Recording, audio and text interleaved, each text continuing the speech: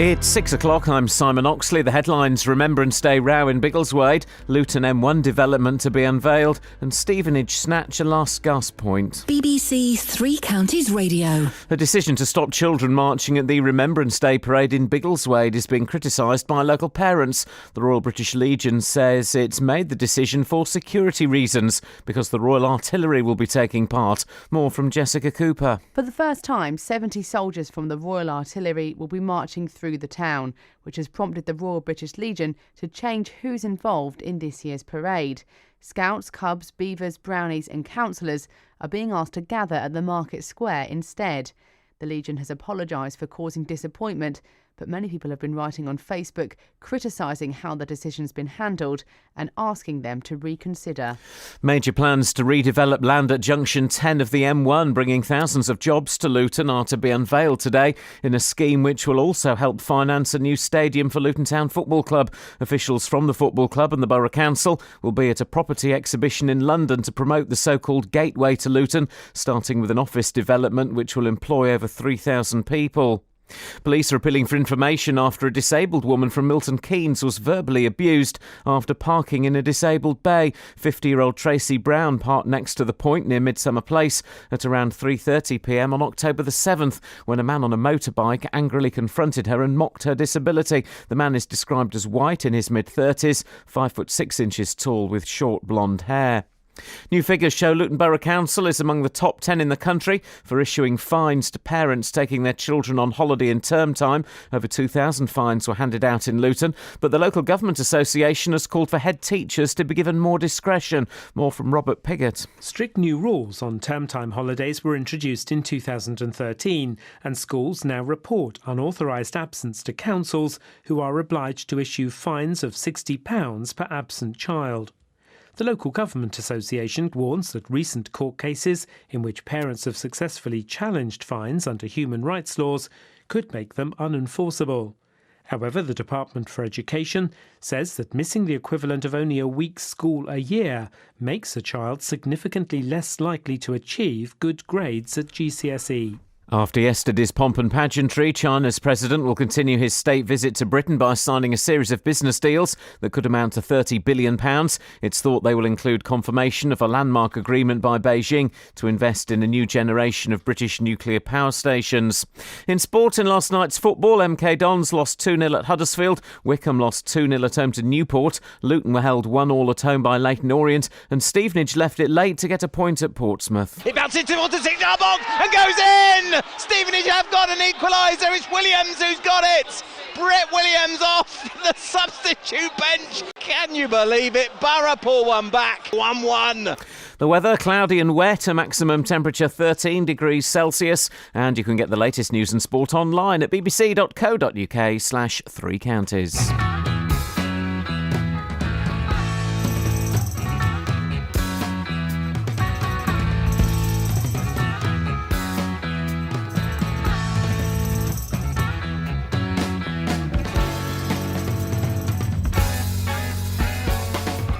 Had that Camarillo Brillo flaming out along ahead. I mean her Mendocino Beano, by where some bugs had made it red. She ruled the toads of these short forests and every newt in Idaho and every cricket who had chorus by the bush in Buffalo. She said she was a magic mama and she could throw a mean tarot and carried on without a comma, that she was someone I should know. She had a snake for a pet and an amulet, and she was breeding a dwarf, but she wasn't done yet. She had gray-green skin, a doll with a pin. I told her she was alright, but I couldn't come in. I could come in right then. And so she wandered through the doorway, just like a shadow from the tomb. She said her stereo was four-way, and I just love it in her room. Well, I was born to have adventure, so I just followed up the steps, right past a fuming incense stencher, to where she hung her castanets. She stripped away her rancid poncho and laid out naked by the door. Music to make lunch to. Did it till we were on concho, and it was useless anymore. She had a snake for a cat and an amulet, and she was breathing age water, but she wasn't done yet. She had gray-green skin, a doll with a pin. I told her she was alright, but I couldn't come in. And relax. The perfect music for your afternoon. And so she wandered through the doorway, just like a shadow from the tomb. Every song has a memory. She said a stereo was four-way, and I just love it in a room. Easy listening for your afternoon. I was born to have adventure, so I just followed up the steps. The music you want for your afternoon. Fuming incense stencher, to where she hung her castanet. She said she was a magic mama. Across the decades, across beds, hearts and bucks. And carried on without a comma, that she was someone I should know.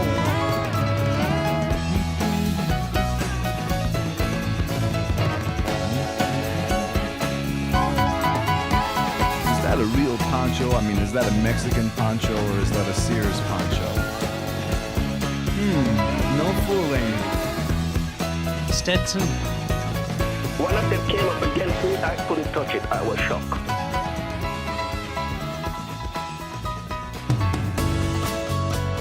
This is Iain Lee. On BBC Three Counties Radio.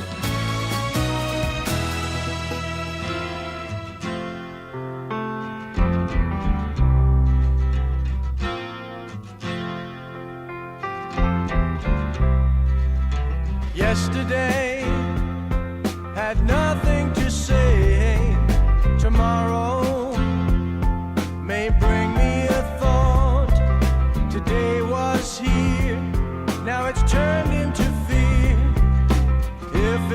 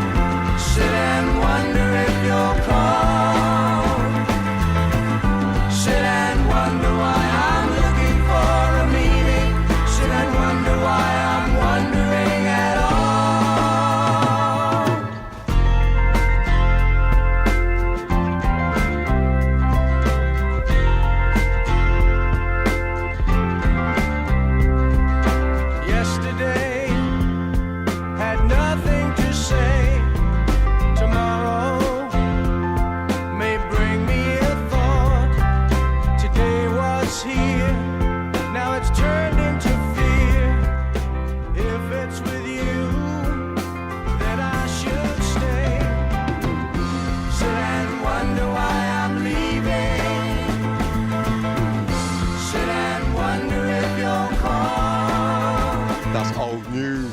Sit and wonder why I'm looking for a meaning. Sit and wonder why I'm wondering at all. I like the mushy peas. Listen, guys, I'm not well. So you're coming on a musical journey with me, basically, is what I'm trying to tell those guys and girls. Mm-hmm. I think I'm actually. I don't want to make light of this. I think I may actually be dying.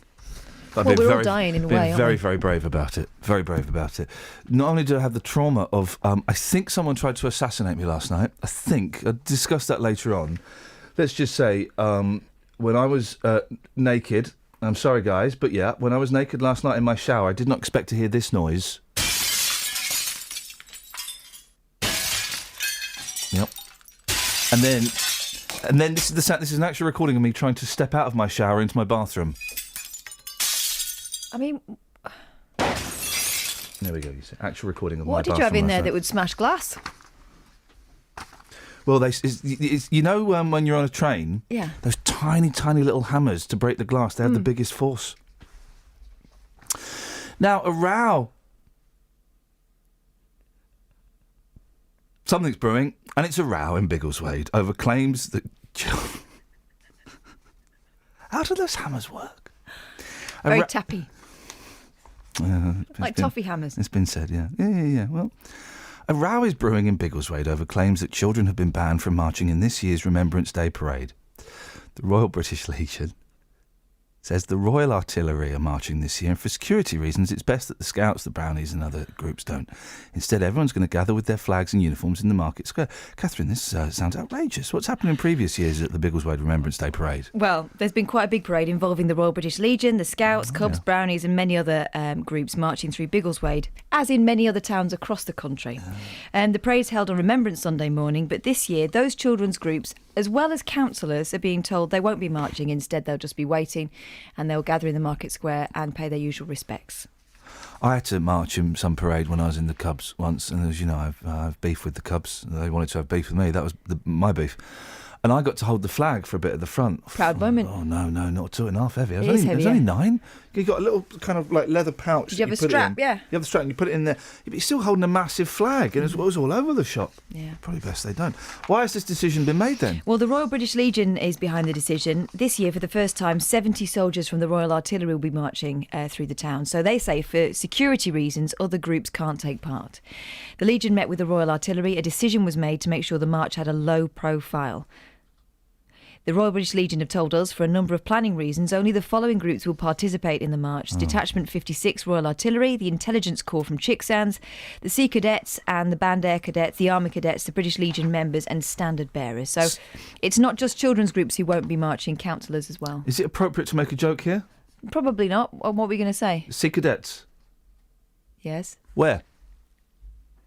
They're being told they're still involved in the Remembrance Day events, though. It's also likely the Royal Artillery will be involved in the march in future. Their president of the Biggleswade branch has apologised on behalf of the organisers for any disappointment caused. Okay. People are kicking off on Facebook. Yeah, what have people been saying Well, about they're these very changes? vocal on Facebook, but when we've been contacting them, they don't want to speak. Oh, okay. Lots of people have been outraged about it on Facebook. One woman said, it's absolutely appalling. The Royal British Legion needs to seriously reconsider this. Another said, this is rubbish. When I was a brownie and a guide, it taught me what Remembrance Day was about, which is why we did it. I was always proud to parade on that day. Another fella writes, makes a mockery of the brave men and women who died defending this country. No, it doesn't. No, it doesn't. It doesn't make a mockery of anybody. We've spoken to Scout leaders. They say they're disappointed and think the situation could have been handled better, and it would have avoided lots of talk on Facebook that we've just been discussing. And the Girl Guide said discussions are taking place to see if they can still be involved in the parade. Some people behind the decisions have told us all this misinformation online is taking attention away from remembering the people who fought in the wars. They say everyone will be involved, it's just the parade that'll be different. Whenever there was the fete on the Britwell estate in Slough, and they'd have the parade, and they'd have the floats and stuff. They would you'd always just get like a few kids at the end who were just like, they were like about 100 yards behind the actual parade, just like, "Whey." Can't the Scouts do that? Probably not. It's the Royal Artillery, they've got guns. Okay. Travel news for beds, cards and bugs. BBC Three Counties Radio.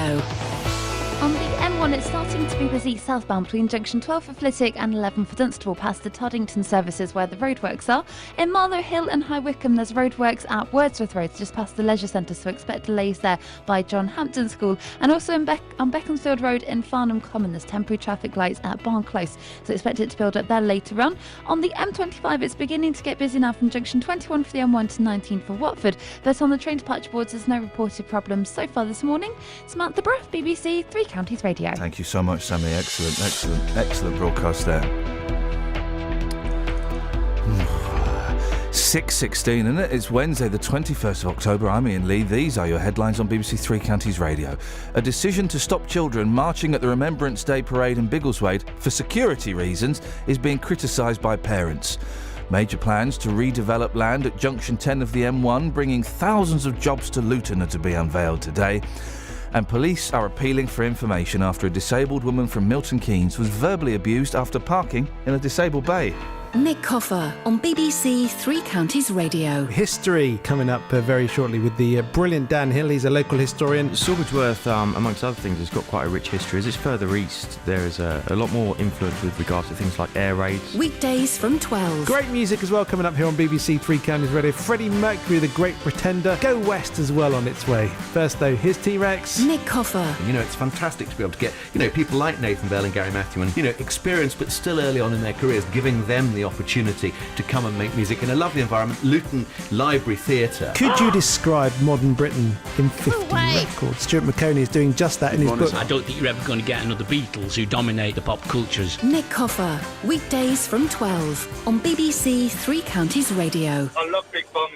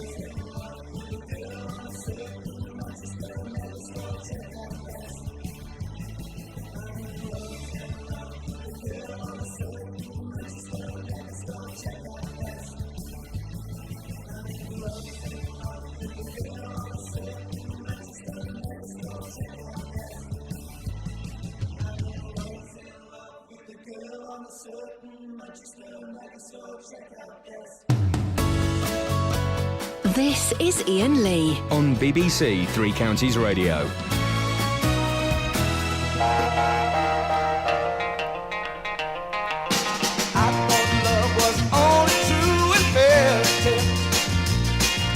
Then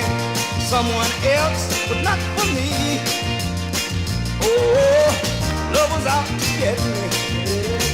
That's the way it seems. Disappointments haunted all of my dreams.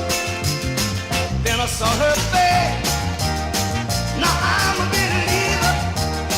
It's not a trace of doubt in my mind. I'm in love. Now I'm a believer. I couldn't leave her if I tried. I thought love was more or less a give and take. See, the more I gave, the less I got. What's the use in trying? All you get is pain.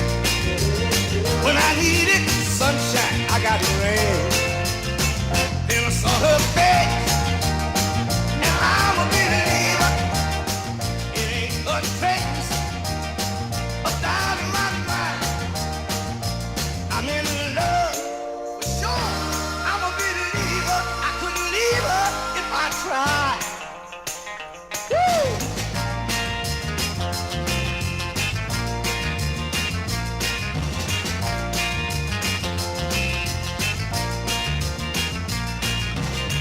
Love was out to get me.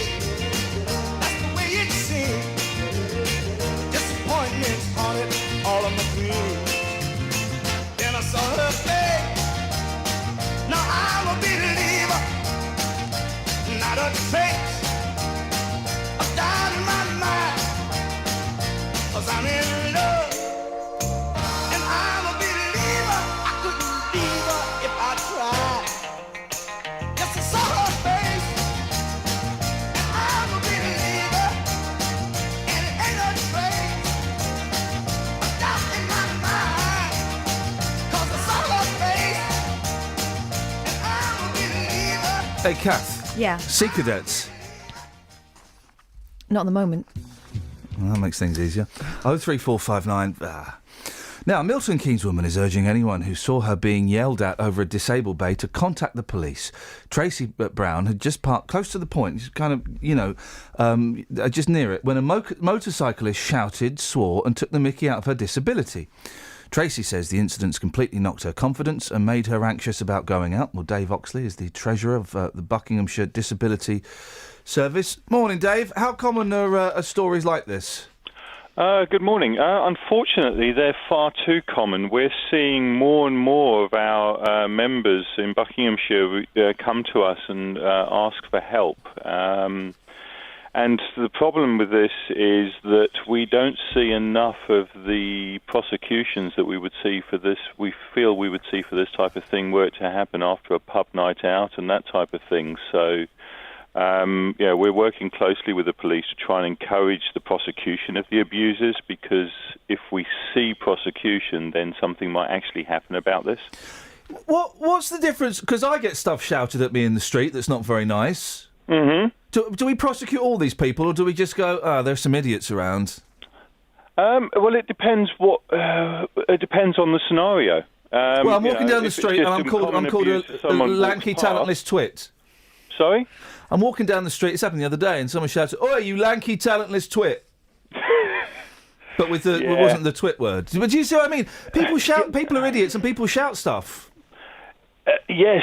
But we have these blue bays because disabled people struggle to get out and about, and if people are abusing us and taking the mick, as it were, because of a disability or something, then that is disability hate crime, and that should be reported. OK, well, what happens when you do report it? That's the problem. We're not seeing many prosecutions come through. I don't know whether it's taken seriously enough by the police. From the ones we've spoken to, it seems to be.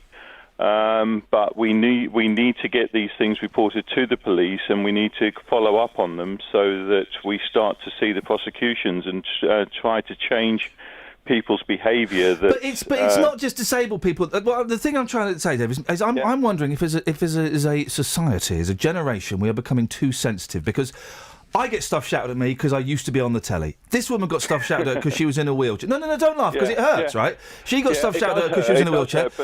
People get shouted at because they're black. People get shouted at because they're ginger. People get shouted at because they're small. And it's not nice. And every time that someone does it, it hurts. But, I mean, do we really want to see these people in court?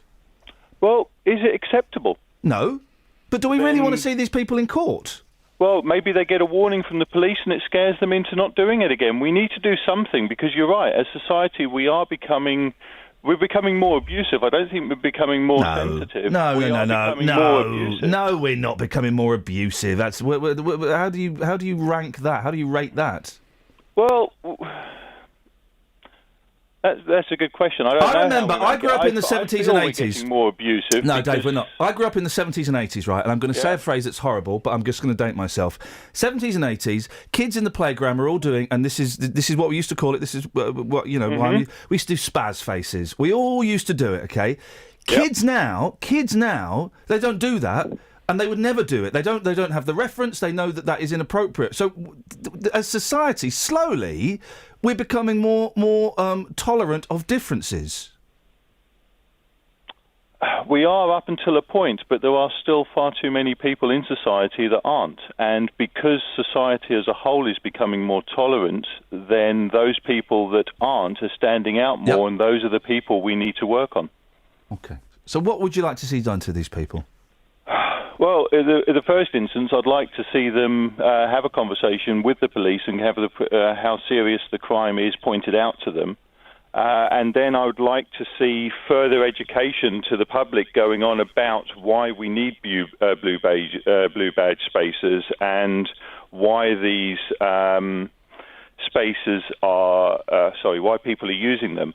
We've actually got a program running with the Wickham High School at the moment to get information signs put up in Wickham District Council around blue badges so that people understand the need for them. And then hopefully as we increase the visibility of the need for these spaces, we will start to see a drop-off in these flashpoints at the blue badges. What do you mean flashpoints? Well, it's not uncommon for this type of thing that happened to Tracy to happen. I get yelled at and I get accused of being a blue badge abuser probably pretty much every week. Well, hang on a minute. That means that people know how important blue badges are, and they want to make sure that those spaces are protected.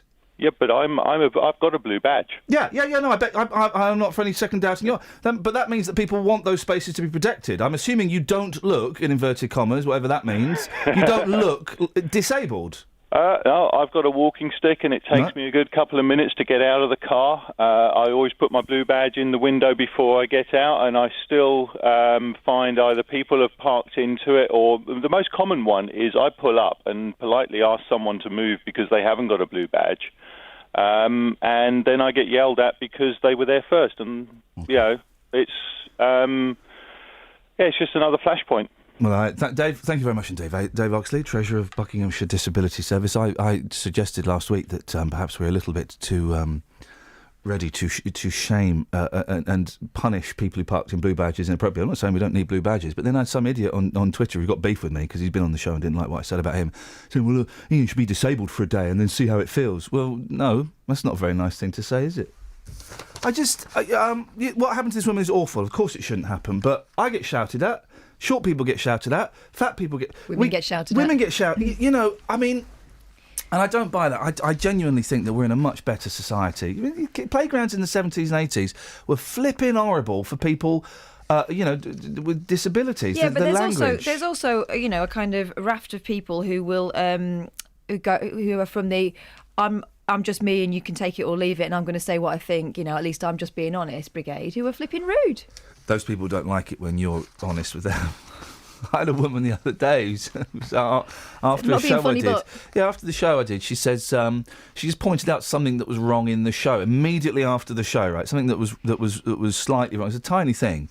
And she went, "Oh, ignore me. I just speak as I find it. I just speak as I find it, and I'm dead honest." I said, "Well, do you know what? I am going to ignore you because I'm one of those people that's really good at setting boundaries. So I'm going to go and meet someone I want to talk to. Bye." "Oh no, come back. Have I offended you?" "Well, yes. No. I just want to talk to you, you plum." Right, let's get it. Travel news for beds, cards, and bugs. BBC Three Counties Radio. On the M25, there's been an accident anti-clockwise involving 4 cars just after junction 19 for the A41 at Watford. It's causing a queue from junction 21 for the M1 at the moment, although all the traffic is passing. It might need to be stopped shortly for the emergency services. On the M1 southbound, it's very busy from junction 12 for Flitwick to 11 for Luton, and the A41 standing way in Milton Keynes has some roadworks at the Bottledon roundabout, so expect extra queues there this morning. And in Waddesdon on the A41, the High Street's got some temporary traffic lights at the junction for Baker Street, so expect that to be busy.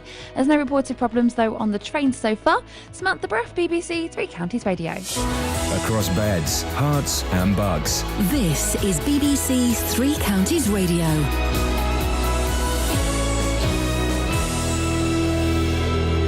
It's 6:30. I'm Simon Oxley. A decision to stop children marching at the Remembrance Day parade in Biggleswade for security reasons is being criticised by parents. Major plans to redevelop land at junction 10 of the M1, bringing thousands of jobs to Luton, are to be unveiled today. Police are appealing for information after a disabled woman from Milton Keynes was verbally abused after parking in a disabled bay. And new figures show Luton Borough Council is among the top 10 in the country for issuing fines to parents taking their children on holiday in term time. Three Counties Sports. BBC Three Counties Radio. Draws last night for Luton and Stevenage, defeats for Milton Keynes Dons and Wickham. MK Dons are down to 18th in the Championship after a 2-0 defeat at Huddersfield. Here's manager Carl Robinson. They've not played well to beat us now. We've played extremely poor. So we've got to liven up, because if we want to play the way we want to play, our standards have to improve, our intensity has to improve. And that's the worst I've seen my team play for probably even into back of the last season. Wickham are down to 10th in League 2 after a third successive league defeat. Gareth Ainsworth's side lost 2-0 at home to bottom club Newport. We didn't do enough to score, not by a long shot. I thought we were way short of standards we've set recently, and that's disappointing. So we'll be in tomorrow watching that and working on what went wrong and put things right quickly on Saturday, because we need to stop this losing run. Luton drew 1-1 at home to Leyton Orient despite taking the lead through Jack Marriott. Here's assistant manager Terry Harris. It was a tough game. You know, any side of Ian Hendon's is going to be tough. You know, they're a hard-working side. They're organised. Disappointed with the goal we gave away. Pleased with Jack Marriott for the goal that we scored, and he obviously probably had one or two other chances. And Stevenage scored a stoppage-time equaliser through Brett Williams to draw 1-1 at second-place Portsmouth. Assistant manager Kevin Watson says they deserved the point. I thought we'd been terrific all night. We kept our shape well. We defended really well.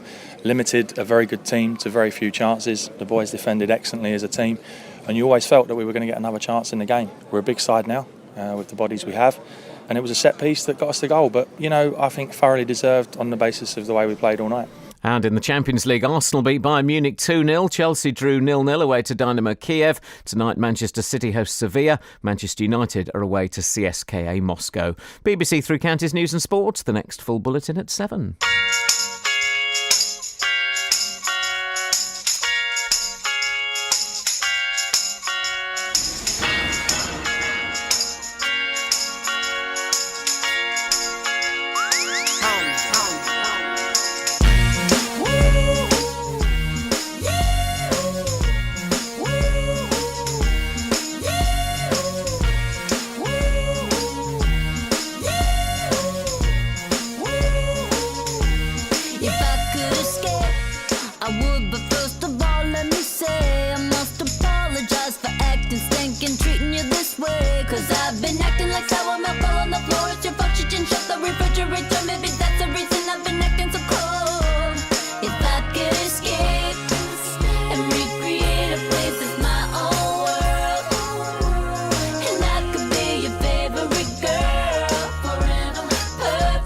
Together and tell me, boy, now wouldn't that be sweet if I could be sweet?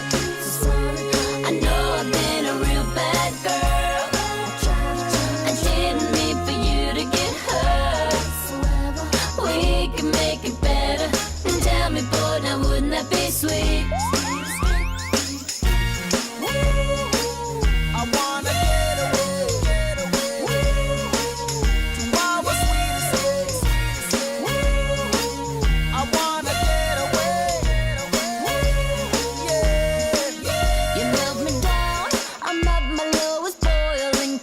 Come help me out. I need to get me out of this joint. Come on, let's bounce. Counting on you.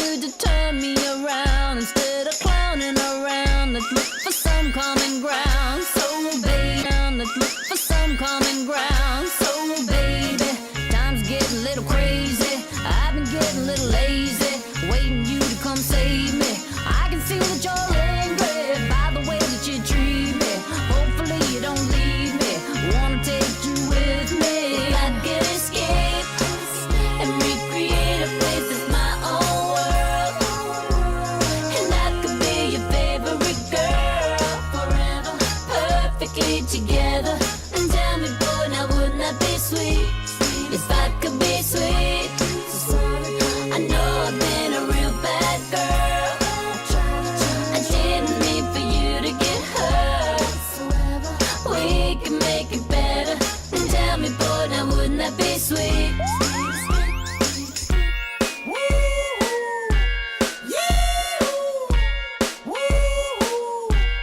If I could escape,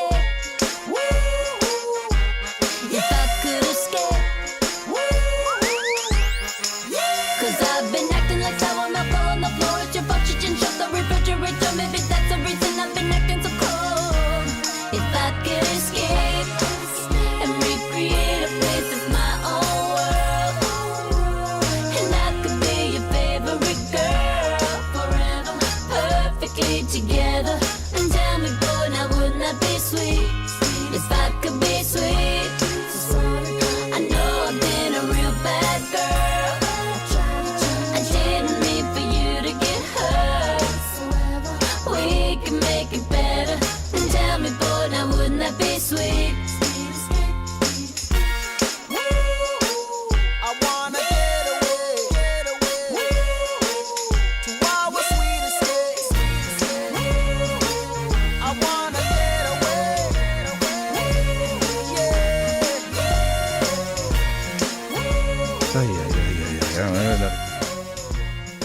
Morning, guys. Iain Lee, BBC Three Counties Radio. So I was in the shower last night. I'd put the kids to bed, and I thought I'd have a cheeky little shower. And as I finished the shower and I'd turned it off, and just as I was opening the shower door,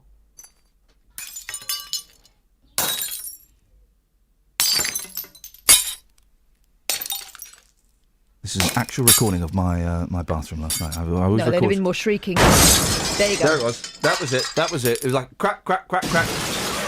My shower door collapsed. I posted it on the Facebook page, but it'll get deleted. But it collapsed and exploded all around me. It was unbelievable. So the shower is still full of glass, and cut to pieces, cut to ribbons. And then as I was stepping out of the shower, there was glass all over the floor, and I was pulling glass out my feet, out my toes. And then I'm brushing my naked body down, and there's little bits of glass all over my body. Imagine that. Imagine that. So I'd rather not. Well, so then I started looking online, and it got spooky. It turns out there are a spate of radio DJs having their glass shower doors break. Let's go through the list. Are you ready? Yes. First one, Iain Lee, BBC Three Counties Radio. Mm-hmm. Second one, Ryan Seacrest, American Radio. Now, admittedly, A spate of two. he's got 40 million followers on Twitter. Yep. So I've tweeted him just to...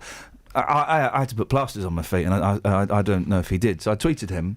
But isn't that uncanny? It's the curse, because we were talking about this yesterday. It's the curse. Yeah. The curse is happening. They're taking out the main men, aren't they? They really are. They're going for the big guys. The glaziers. I blame the Chinese. The same day that the Chinese president comes over here and hands out loads of flags and T-shirts and caps to the Chinese people. A coincidence? Oh, thanks, so. So this morning we're asking, what's exploded in your life? Oh, for goodness sakes. Please. And also, so we ask 03459 455 555, what's exploded in your life? And it can be literal, metaphorical, metaphysical. And we're also asking, and I cannot remember why, Catherine will fill me in, what have you driven? Oh, yeah, because we had someone ring up towards the end of the programme yesterday who said she had driven a tank. Ladies and gentlemen, that's correct. And I said I'd been on one of these ladies' driving challenges too. And I've driven a fire engine, a digger, a tipper and a hovercraft. Well, then I said on Twitter, right, if you can combine both stories, then you win my respect. I may have offered a prize. I think I was about to start getting ill. So then Tony Fisher, who works here, tweeted, "Yeah, okay. I once drove a remote-controlled car covered in fireworks down a rabbit hole. Wowzers." Is that one of his quote-unquote jokes? No, I bet he actually did it. And no, Scott, I did not get any glass in any of my eyes, he's asking on Twitter. Thank you for your concern. No, I didn't. It was close. Very close. There was blood. So if you can combine the stories of what have you driven and explosions in your life, 03 459 45555, and it can be just like a relationship exploded, or a bottle of wine. It can be anything at all, anything at all.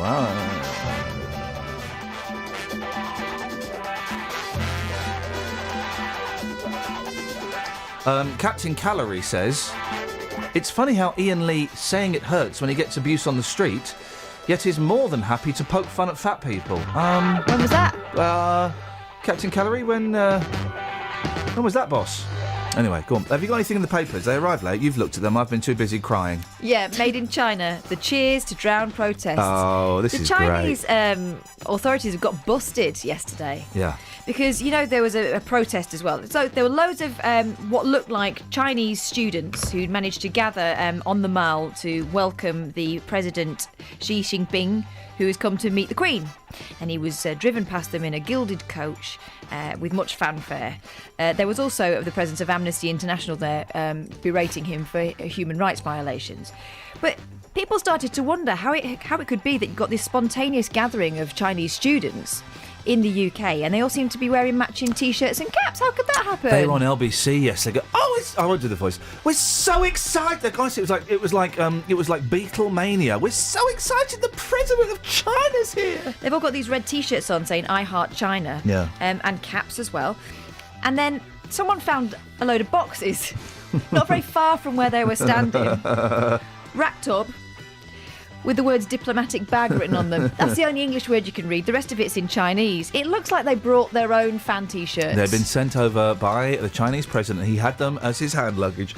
Still, the good thing is, though, that when the Chinese president goes back, those people can take off those shirts and those caps and know that their families in China will be let out of that locked room, untied, the blindfolds will be taken off, and they'll be allowed to go back to their miserable lives. So that's good news. That's good news. And we can say that in this country because we have some human rights.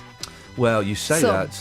You say that. I mean, for how much longer? They want to be able to turn on my mobile phone and have a look at me down the. Well, they deserve all they get, then, don't they? What do they call it? The spy hole. The spy hole. Oh, that's the spy hole music. Here we go. Sea Cadets.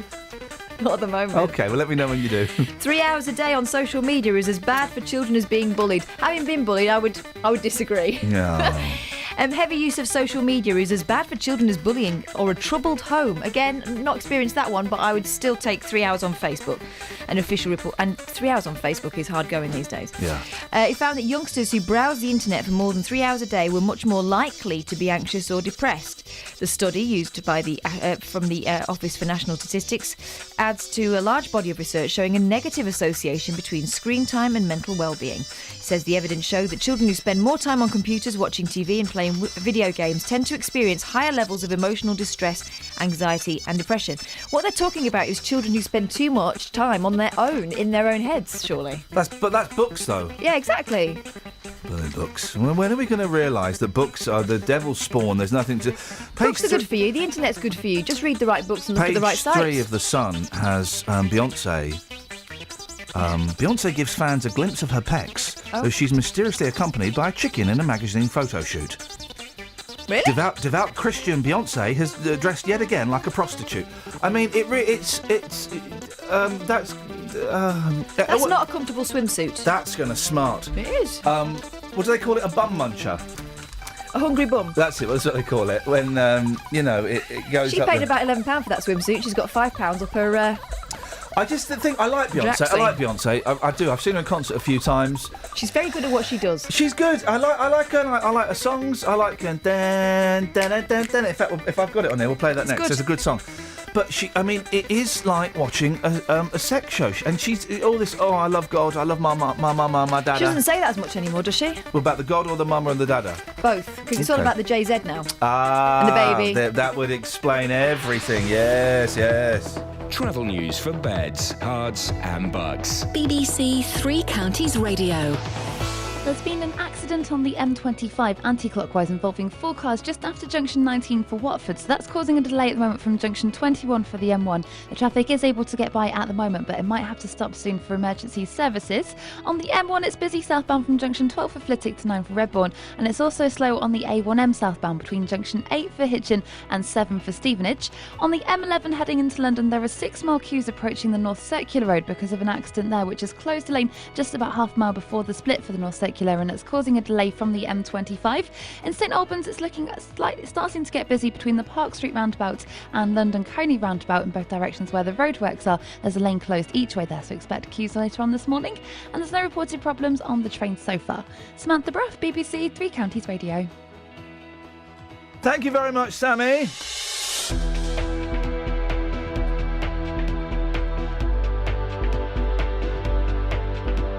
Bear with me. Please focus in. Go. 6:46.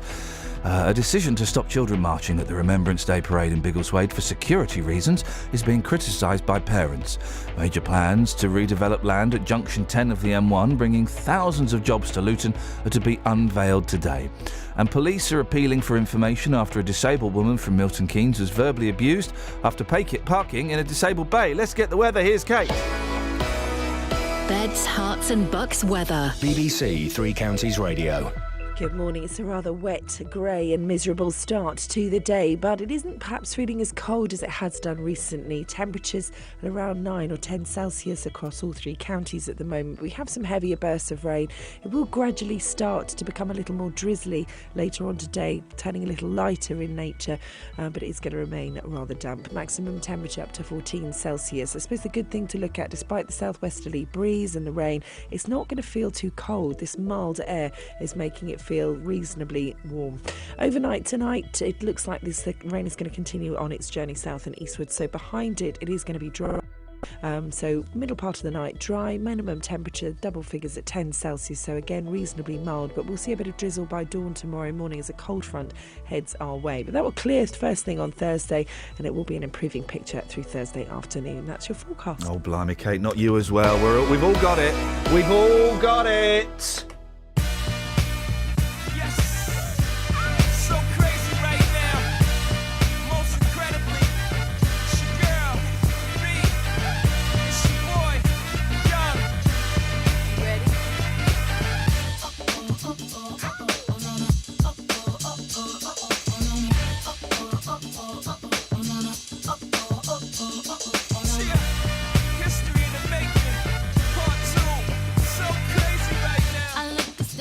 Deep in your eyes, I touch on you more and more every time. When you leave, I'm begging you not to go. Call your name 2-3 times in a row. Such a funny thing for me to try to explain. How I'm feeling and my pride is the one to blame. Yeah, cause I know I don't understand just how your love can do it, no one else can. Got me looking so crazy right now. Your love's got me looking so crazy right now. Got me looking so crazy right now. Your touch got me looking so crazy right now. Got me hoping you page me right now. Your kiss got me hoping you save me right now. Looking so crazy, your love's got me looking so crazy, your love.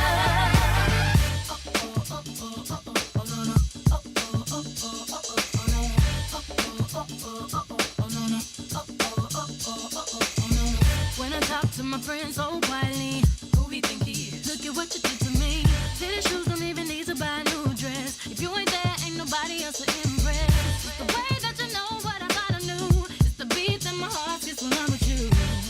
But I still don't understand just how you look and do what no one else can. Got me looking so crazy right now. Your love's got me looking so crazy right now. Got me looking so crazy right now. Your touch got me looking so crazy right now. Got me hoping you page me right now. Your kiss got me hoping you save me right now. Looking so crazy, your love's got me looking so crazy, your love. I'm looking so crazy, your love's got me looking so crazy, your love. Young Hope, y'all know when the flow is Fellas Loco, Young B and the ROC. OG, big homie, the one and only. Stick bony, but the pockets is fat like Tony. Soprano, the rock handle like Ben X2. I shake phonies, man, you can't get next to. The genuine article, I do not sing though. I sling though, if anything, I bling yo. Star like Ringo, war like a Greensboro wreck. You crazy, bring your whole set. Jay-Z in the range, crazy in the range. They can't figure him out, they like, hey, is he insane? Yes, sir, I'm cut from a different cloth. My texture is the best firm chinchilla. I've been dealer than chain smokers. How you think I got the name over? I've been realer, the game's over. Fall back young, ever since I made the change over to platinum, the game's been a rap one. Got me looking so crazy, my baby. I'm not myself lately. I'm foolish. I don't do this. I've been playing myself, baby. I don't care, 'cause your love's not the best of me, and baby you're making a fool of me. You got me strong and I don't care who sees, 'cause baby you got me, you got me, you got me so crazy, baby. Got me looking so crazy right now. Your love's got me looking so crazy right now. Got me looking so crazy right now. Your touch got me looking so crazy right now. Got me hoping you page me right now. Your kiss got me hoping you save me right now. Looking so crazy, your love's got me looking so crazy, your love. Got me looking so crazy right now. Your love's got me looking so crazy right now. Got me looking so crazy right now. Your touch got me looking so crazy right now. Got me hoping you page me right now. Your kiss got me hoping you save me right now. Looking so crazy, your love's got me looking so crazy. She wants him to page her. Well, she can't afford a mobile phone. She's Beyonce. No, the song was just a long time ago. I'm going to say it. I'm sure you'd agree with me on this, Justin. That's the best song of the 21st century. I totally agree, and you know what? You have just brought back to me some fantastic musical memories. It's a good- White Chicks, it's a good great video, film. isn't it? Oh, what? Yeah, really? Yes, the video to the song was fantastic, Oh, but also man, that video. there was this great dance-off in White Chicks, and that came on. The girls were on the dance floor. It was Yeah. sexy. Yes. The best easily, and we can do the best song of the 21st century. Is that That's that. Oh, right, better than That's all the single right, ladies. That's her best song, right? No. Although the single ladies is. I tell you the other good song she a good did. dance. Because to the left, everything you own in a box to the left, in the closet, that's my stuff, yeah, if I bought it, please don't touch, keep talking that mess, that's fine, but could you walk and talk at the same time, it's my name that's on that car, dun, dun, dun, let me call you a cab, dun, dun, dun, dun, dun, dun, dun, dun, dun, dun, dun, dun, dun, dun, dun, dun, dun, dun, dun. All together now. You must not know about me. You must not know about me. I could have another you in a minute. Matter of fact, he'll be here in a minute, baby. You must not know about me. You must not know about me. I could have another you by tomorrow. Don't you ever for a second get to thinking you're irreplaceable. All right, that's a good song, right? What about Beautiful Liar with Shakira? Nah, it's rubbish. No, it's good. Do they kiss each other in the video? Almost. Yeah, and then I'm in. Dealey. Yes. Busy show today. I should do more shows when I'm not very well because the vibe is the vibe is pulsating. Yeah. The room's pulsating. It's a pulsating vibe. Maybe it's my near-death experience last night. I join you, Justin, as one of those that stared death in the face. You in a hospital bed as your spirit left your body. Me in the shower as glass was sprinkling all over my naked body. I was sprinkling as well. We are fighters. We are fighters, mate. We don't back down. No. We don't back down. I don't know. I think we've missed this year's Daily Mirror Pride of Britain Awards, but I'm certainly around next year if they want to give me one. Now, Justin. Yes, boss. Busy show this morning. We're discussing explosions. We're also asking, what have you driven? Yes, now I've taken this one to the streets, and you would think a question like that may provoke answers such as, I've driven a car. Yeah. Oh no, the streets have been on fire. Wowzers. Who would have thought a question like that would create so many special answers? What have you driven? Here's what the streets had to say. Take it to the streets with J-Dog. Hashtag what have you driven? So, what have you driven? Oh, driven? Driven mad. Madam, what have you driven? A counterbalance forklift truck. I worked at Vauxhall Motors and I drove one in there. So you haven't driven one for years? No, not for a few years, no. Do you miss the buzz? I do, yeah. Gray, what have you driven?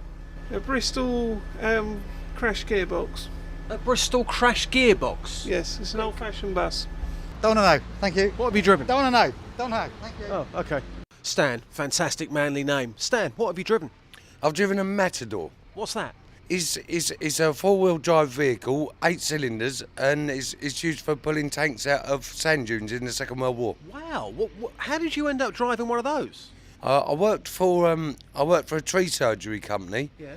They used it primarily for pulling tree trunks out of the ground. So when you went home that night, you were telling everybody what you'd driven. You felt good about yourself, yeah? Oh, I certainly did, yes. Graham, you've driven a combine harvester. I have. Get in there. Tell us your memories of driving the combine harvester. Very technical. Yeah? Yeah, very technical. Where were you? Take us back. I was at Oaklands College in Hertfordshire. Yeah? And how long were you driving the combine harvester for? For about 2 minutes, just up and down as a test drive, that's all. Do you still think about that on a regular basis? Sometimes, yeah, yeah. Great memories. Thanks very much. Cheers, thank you. Jane, let me just describe this to our listeners. It's a black vehicle with tinted windows and white alloy wheels. Classy. What have you driven? This, Cosworth's Land Rover. What's your favourite drive of all time? This one. VW Polo, yeah? It's not a Polo, it's a Turbo Golf GTI. It's not a Polo. It looks like a Polo. It doesn't look like a Polo, it's not a Polo.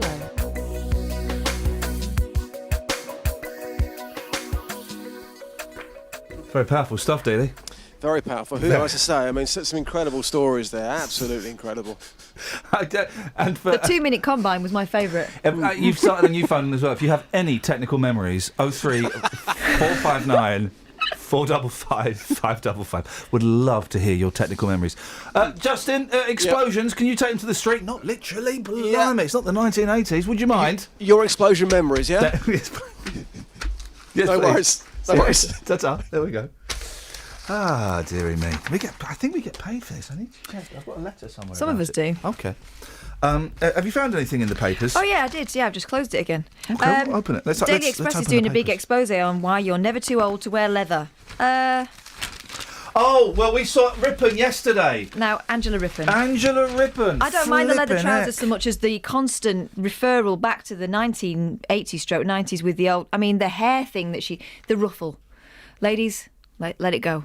Let it go.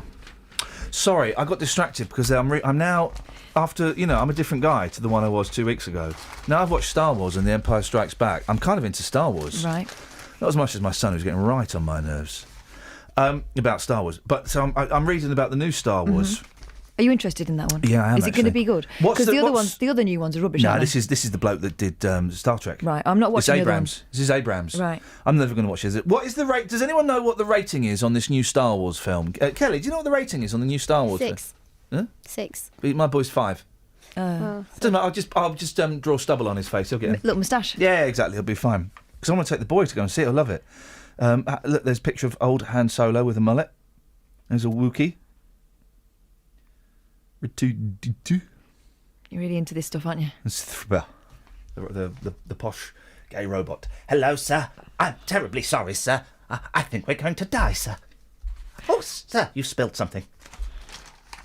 It's uncanny. It's uncanny. Do you know what? I'm going to record my eldest doing his season.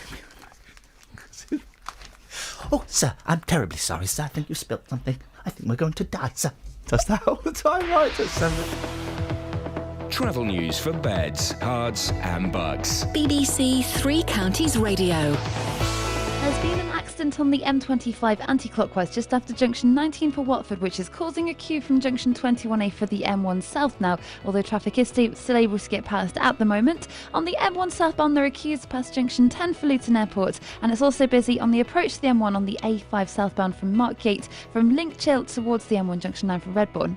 On the A1M, it's very busy southbound between junction 8 for Hitchin and 7 for the A602 in Stevenage, and it's also busy on the A1 southbound approaching the Black Cat roundabout all the way back from the St Neots junction. There's no reported problems at the moment on the trains. Samantha Bruff, BBC Three Counties Radio. Thank you, Sammy. So, what have you driven? What's exploded? Andrea says, I can join the near-death club. I flew out the back window of a car after hitting a pole and my head hit the pole. That's smart. Oh, I bet it does. Local and vocal across beds, hearts and bucks. This is BBC Three Counties Radio.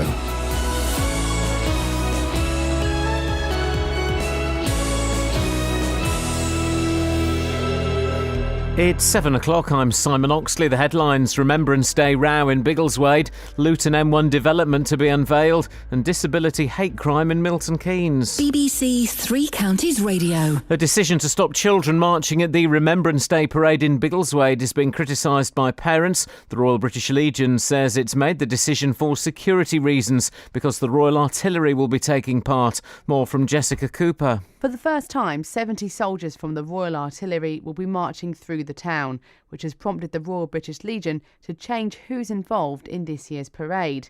Scouts, Cubs, Beavers, Brownies and councillors are being asked to gather at the Market Square instead. The Legion has apologised for causing disappointment, but many people have been writing on Facebook criticising how the decision's been handled and asking them to reconsider. Major plans to redevelop land at Junction 10 of the M1, bringing thousands of jobs to Luton, are to be unveiled today in a scheme which will also help finance a new stadium for Luton Town Football Club. Officials from the football club and the Borough Council will be at a property exhibition in London to promote the so-called gateway to Luton, starting with an office development which will employ over 3,000 people. Police are appealing for information after a disabled woman from Milton Keynes was verbally abused after parking in a disabled bay. 50-year-old Tracy Brown parked next to the point near Midsummer Place at around 3:30pm on October the 7th when a man on a motorbike angrily confronted her and mocked her disability. Dave Oxley is from the Buckinghamshire Disability Service. We have these blue bays because disabled people struggle to get out and about, and if people are abusing us and taking the mick, as it were, because of a disability or something, then that is disability hate crime and that should be reported. China's president will continue his state visit to Britain today by signing a series of business deals that could amount to £30 billion. It's thought they will include confirmation of a landmark agreement by Beijing to invest in a new generation of British nuclear power stations.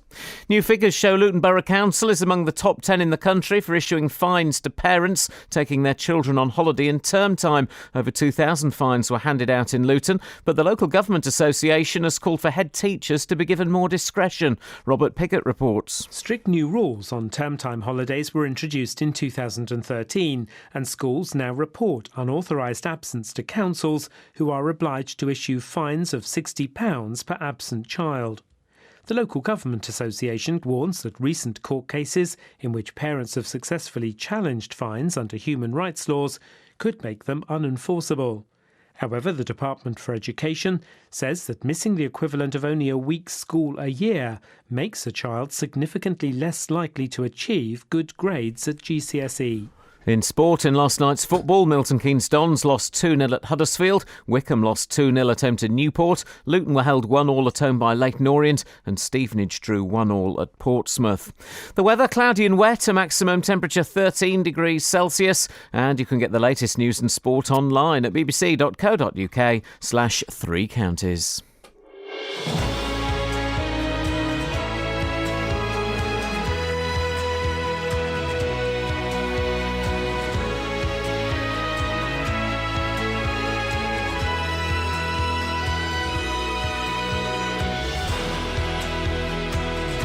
Morning, guys. Iain Lee, BBC Three Counties Radio. Explosions. What's exploded in your life? What have you driven? People say my C3PO was either Michael Caine or Frank Spencer. Are you having a laugh? Are you having a laugh? It was bang on, bang on. Across beds, hearts and bucks. This is BBC Three Counties Radio. 03 459 455 555 is the telephone number. If you want to give us a call, you can text 81333. Start your text through. Now, some people in Biggleswade have been left furious to find that children aren't allowed to march during this year's Remembrance Day parade. The Royal British Legion says Scouts, Brownies and other groups will still be involved in the day's events, but can't take part in the parade alongside the Royal Artillery for security reasons. It's the first time 70 men from the Army will be taking part. Chris Wells is a Beaver leader in Biggleswade and has been involved in scouting for 14 years. Morning, Chris. Good morning, Ian. What do you think about this decision? I suspect it was a very difficult decision for the Royal British Legion to make, and certainly I know that our young people will be very disappointed not to be parading as part of the event this year, because that is one of the aspects of the event that they certainly look forward to. Is it the right decision? I haven't heard anything directly from the British Legion, so I can only base what I know on what you just reported on the news and what's been said on Facebook. But if the reason for the decision is genuinely about the safety of our young people, then it must be the right decision. Yeah, I'm struggling to find why anyone could be upset by a decision that's aimed purely at protecting kids. I mean, I can understand why you'd be disappointed, and, you know, if the kids have been looking forward to it, well, then maybe there's some onus on the parents of bigging it up too much. But it's a decision designed to protect the kids. So I think it's really important that we do big it up. I think it's really important that we do encourage the kids to want to be there and to want to take part. And I think the issue with this decision has been the way it's been communicated. So the news you just reported about it being a security and safety-related decision in connection with the Royal Artillery is not anything that we've heard from the Royal British Legion. That's not anything they've communicated to us. All the sections, the youth leaders have received is a letter saying that they don't want us to march this year in the parade. So if they'd explained their decision to us, then I'm sure. Right, I'm struggling. Sorry, Chris, I'm struggling to work out. I don't quite. You're sounding very guarded, and I don't know why. What do you think about the decision?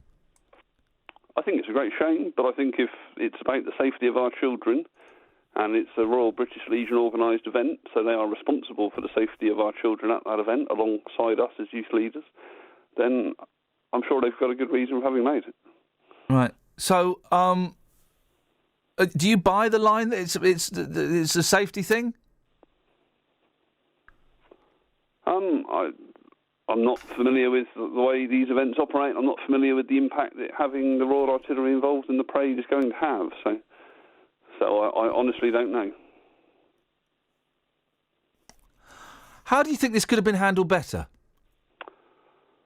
So I think one of the key issues for me is the communication. I think if we'd, and personally as a Beaver leader, I've always in previous years received a letter from the Royal British Legion inviting my colony to attend the event. And thus far this year, I've received no communication from them at all. So you just assumed that everyone was going to be involved? Well, I've seen a copy of the letter that the Guide Division Commissioner received. Right, but everyone has an assumption they'll be involved, but they have to be invited each year. Is that right? That is right, yes. Oh, fair enough then. Well, then they can do what they want. Every year, so we assume every year that we're going to get invited, and we put it in our programme, and we do our programme well in advance, as you might expect. Yeah, that's not fair on the kids, is it? 3 or 4 weeks, we build the kids up. This event's coming, we're going to be involved, this is what's going to happen. You shouldn't build them up until you've got confirmation, should you, Chris? Well, I could take that option, but I won't see my Beavers again now until the 2nd of November, because it's half-term next week. Right. So if I waited until I had confirmation before I told them about the event, then there's no opportunity for them to get The thing is, I never promise my kids anything is going to happen until I've got the tickets in my hand, I've got the day off work, I know everything is going to happen. And even then I kind of say, let's hope that there's not bad traffic. I never promise my kids anything. It's a little, because kids don't understand, do they, that things change and decisions can be moved and things can get cancelled. It's that adults get that, but young people up to a certain age don't, do they? I absolutely agree, they don't. And it's a bit misleading to promise it to the kids when it was never definite. It is very misleading to promise it to the kids, and if it's never definite, but if the Royal British Legion leave it this late to tell us about things, then we have little choice. You do, well, have you not been, well, I don't really, it feels like a big fuss about nothing, if I'm honest, Chris. That's your opinion, clearly. I think our young people will be very disappointed. Yeah, because you misled them. I think you're right to put some of that blame on us as leaders. But we've been involved in this event in this way for all of the 14 years I've been in Biggleswade. Yeah. And talking to some of my colleagues who've been involved longer than I have, we've been involved for 40 or 50 years. So yeah. I think the youth leaders would view it as a reasonable expectation that this year will be the same as last year. And adults would. If it was going to change significantly, the Royal British Legion would have made the effort to let us know in good time that it's going to change significantly. Yeah.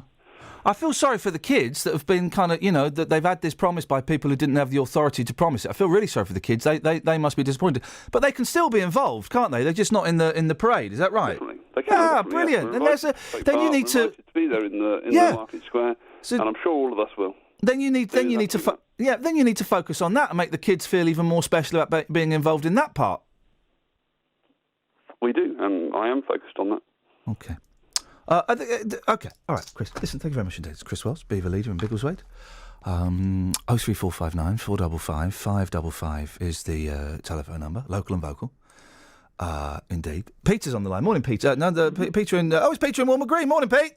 Good morning. What would you like to have a whinge about now? It's not just a little thing, really, because I think it's a sad state of affairs when we have to, for the safety of our children, not let them go on a It is sad. Day march. Yeah, well, they're allowed to go and see the march. I appreciate that, but even so, it's still a sad state of affairs where it's sad. For the safety of the children, and I really believe that we should be, as we were, doing all the things we should do, and no, I nearly said bugger everybody else, but you did say it. You did say it. It really is. It really is a sad state of affairs. Yeah, it is sad state of affairs. But sometimes I think it's. Do you know what? I was in an underground station in London the other day, and I had an apple core, and I was looking for a bin. There's still no bins in underground stations in London because of the IRA. That's a sad state of affairs. But you know what? You learn to live with it. I put it in my bag. Yeah, Bethnal Green tube station. Many people died during the war with a panic. So stampede. Yeah. So you still go down the underground, and you just got to do the things you got to do. Well, you missed the point I was making there, but it don't. But I heard the point you was making. No, I didn't think you understood the point that I was making. That things change. Things change. Sorry, but you must not let thugs dissuade you from doing what you want to do. You're right. You're right. But if there was a chance that some nut job comes along with a gun or a knife or whatever, I wouldn't want my kids in that procession. No, if that's the reason, the Royal isn't British that Legion have sad? stopped it. But isn't that sad? Yes, I don't. But the 2 points aren't mutually exclusive. I wouldn't want my kids there. Yes, it's sad. Yeah. Well, I find it. Little things are disappearing slowly but surely. No, Peter, come on, you're not like that. You're better than that. Yes, there is little things like slowly disappearing. Like what? Like our freedom to say what we like as well. We've never. I love this one. That's a myth. We've never had a freedom to say what we like. Oh, well, yes, sure we have. No, we haven't. Oh, yes, we have. Freedom of speech is a myth. It's never existed, Peter. Well, if someone is thoroughly bad, you can say what you like about them because, as far as I'm concerned, as long as there's legal evidence to back that up. They're not due any respect. As long as there's legal evidence to back that up, yes. Well, here's something I learnt the other day. Do you want to, and I heard this on James O'Brien, credit where it's due, right? Because he was talking about freedom. I love the freedom of speech argument because everyone thinks they've got it. Don't exist. Does not exist. Do you want to know one word that will get you arrested if you shouted it out loud? No. You're in a packed theatre or an underground station. If you go, fire! You'll get arrested for creating a panic. Oh, well, that's... Freedom... Well, hang on a minute. That's one thing you're not allowed to say. Freedom of speech is a myth, Peter. Oh, you certainly can't come on here and say anything you want. You can do an extreme... You're talking extremes. That's ridiculous. Well, no. Well, OK, so you're talking about freedom of speech, but within very clearly defined boundaries. Many people are thinking it. That's even worse. But you're talking, Peter. Just to clarify, they've not clamped down on freedom of thought yet. But you're talking about freedom of speech within very clearly defined boundaries. I'm talking about freedom of speech, freedom to as you need to do in a democracy. But but then already you've imposed boundaries on yourself. Only because I want it to be a democracy. Yeah, exactly. But for it to be, I don't want tyrants from legal tyrants to illegal tyrants. Let's put it that way. The illegal tyrants coming over here. Hey, China. I tell you what. No, I'm talking about illegal tyrants in our government or out of the government. I don't care who they are. If they're a tyrant, I hate them. Okay. All right, Captain America. This is getting very heavy for 7:15, so I'm going to ask you, Peter. It really is. But I enjoy it. Mind you, it's much better than some of the music you play. It's imminently forgettable. What are you talking about? Some of the music that I play? I play all the music I play is excellent music. What on earth? What on earth? It does not clutter your brain. Let's put it that way. I tell you what. What's your favourite? What's your flavour? What's your favourite song? What's my favourite song? Yeah. I don't really know. Go on, name a song. Name a singer. And I'll play you a little snatch of them. Name me a singer. Shirley Bassey. Shirley Bassey. Hang on a minute. Let me get Shirley Bassey up. Diamonds Are Forever, if you like. Oh, okay. There we go. Do you want to introduce it? Yes. Go on then. Right. This next record is Shirley Bassey and Diamonds Are Forever. Bring it. Thank you, Peter.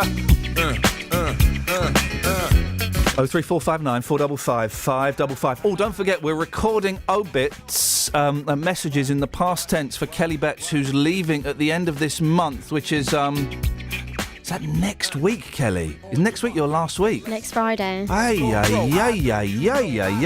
We haven't got much time because she's got a lot of work to do and she's editing this package herself. So, do you want to call in with a tribute for Kelly? 03459 455 555. Travel news for beds, cards and bugs. BBC Three Counties Radio. There were delays on the M25 anti-clockwise. Just after junction 19 for Watford, there was an accident earlier, which is causing a queue from junction 22 for St Albans now. All the lanes are open again, but it's very slow. And on the M1, a lane's been closed northbound between junction 14 for Milton Keynes and 15 for Northampton because of an accident. On the A421, John Joe called to report a problem on the Bedford Southern bypass in Kempston. There's reports of a lane being blocked westbound by a car that's broken down between the Branston Way and the Marshlees roundabout. And looking at the speed sensors on the A1, it's slow southbound from the St Neots Junction towards the Black Cat roundabout. Samantha Bruff, BBC Three Counties Radio. Thank you, Sammy.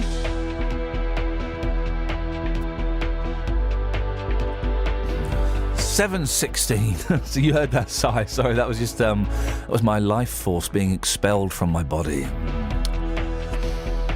A decision to stop children marching at the Remembrance Day parade in Biggleswade for security reasons is being criticised by parents. Major plans to redevelop land at Junction 10 of the M1, bringing thousands of jobs to Luton, are to be unveiled today. And police are appealing for information after a disabled woman from Milton Keynes was verbally abused after parking in a disabled bay. If you've missed any of the programmes here on BBC Three Counties Radio, you've missed things like this. And a very good Sunday morning to you. This is Mike Naylor, and we'll be exploring in this hour why the cow is a sacred animal for Hindus. But there is a way you can hear it all again. So many goodies. It should be illegal to have this much fun on a Sunday morning. There's minced beef, bit of nutmeg, what else? Parmesan cheese, salt, pepper. bbc.co.uk/Three Counties Radio. Selective mutism, what exactly is it? It's something that occurs in young children, usually of school age, in response to anxiety, more often than not. Allowing you to listen to what you missed. Welcome along. It's BBC Three Counties Radio. My name is Yasmin Khan. This track takes me back to the mid to late 90s. bbc.co.uk/Three Counties Radio. That was just for you. You said something about Texas. Yeah, we've got one through from James in Wolverton. Good morning, Jims. He says, how come a few weeks back Iain said he didn't like Star Wars, Yeah, and I now know. he's acting like he's always been a fanboy? No. Also, it's Wookiee, it rhymes with Boukier, not rhyming with spooky.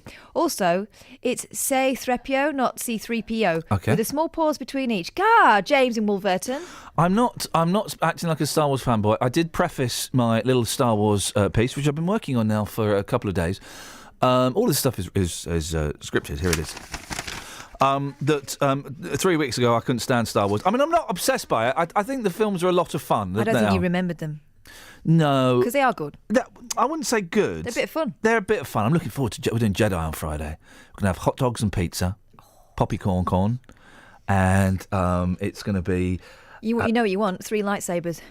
Sorry? 3 lightsabers in a scrap. 3 lightsabers and a fountain. Yeah, should I get some lightsabers? Yeah, get some lightsabers. Oh, do you know why? Do you know a double reason why that would be awesome?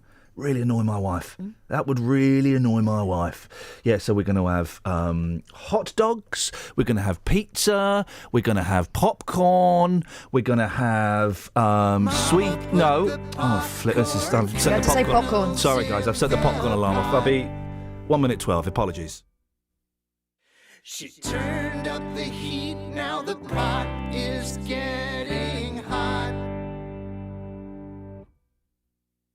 And then those popcorn kernels start to pop, pop, pop, pop, pop, pop, pop, pop, pop.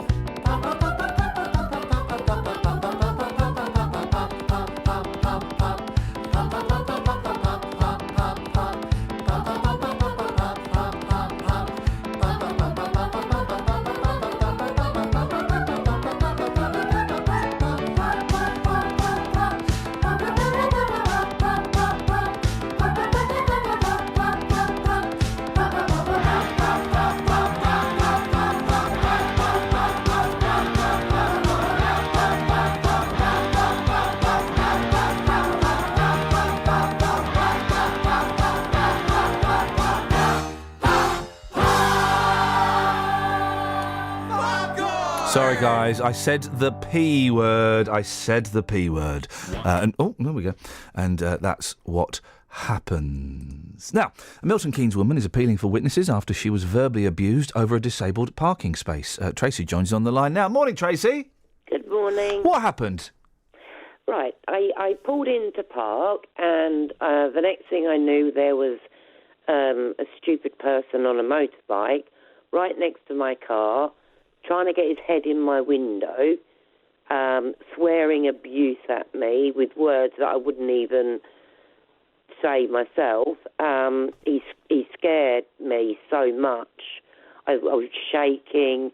I phoned my husband. This bloke saw my disabled badge, and he said, "Oh, disabled you ought to be, and that's half my job done." Sorry? What does that mean? Disabled you ought to be? Yeah, the way I see it. Yeah. Because he said I tried to kill him, but I'd never seen him. Then Had you almost knocked this gentleman? Had you almost bumped into this gentleman accidentally on his motorbike? No. Okay. Not at all. You hadn't got close to him. You hadn't got any because that's an odd claim to make, isn't it? Oh, you almost hit me. If it's not true. Yeah. Yeah. And then he said, "Oh, you are disabled, and that's half of my job done." The implication being he was going to disable you. Yes. Blimey. And I sat in the car, and when I looked up, Yeah. he was stood at the back of my car. Oh, blimey. Taking my car registration, or pretending to, with a big grin on his face. He looked like something out of Batman, you know, the Joker with the big grin. Yeah. Yeah, that's what it reminded me. Did he have the white of. face? What? Did he have makeup on? No. Funnily enough. No. Okay. All right. But then, after a little while, I got out, and one of the taxi drivers in the area I parked said he saw everything. I had done nothing wrong, and he did not know why this gentleman come over. Well, he's not a gentleman. This bloke come over and had a go at me for no reason. And I was talking to my husband on the way in. I thought, I just want to get done what I've got to get done and get home. Yeah. And I said to my husband, "You watch now. I'm going to walk in and he's going to walk out." And he did. So he started again. And I was on the phone to my husband, who was getting really annoyed. Yeah. Shall we say.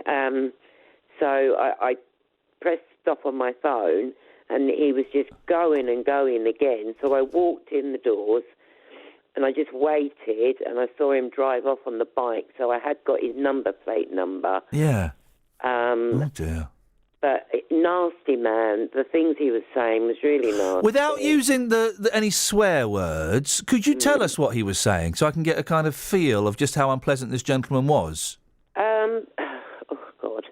He was saying words like, "You are a C-T.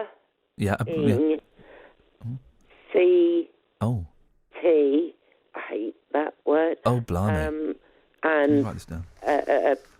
I'm a... You're a flipping illegitimate crust was the kind of yeah. Was he making reference to you being disabled as well? He did, yes. What did he say about that?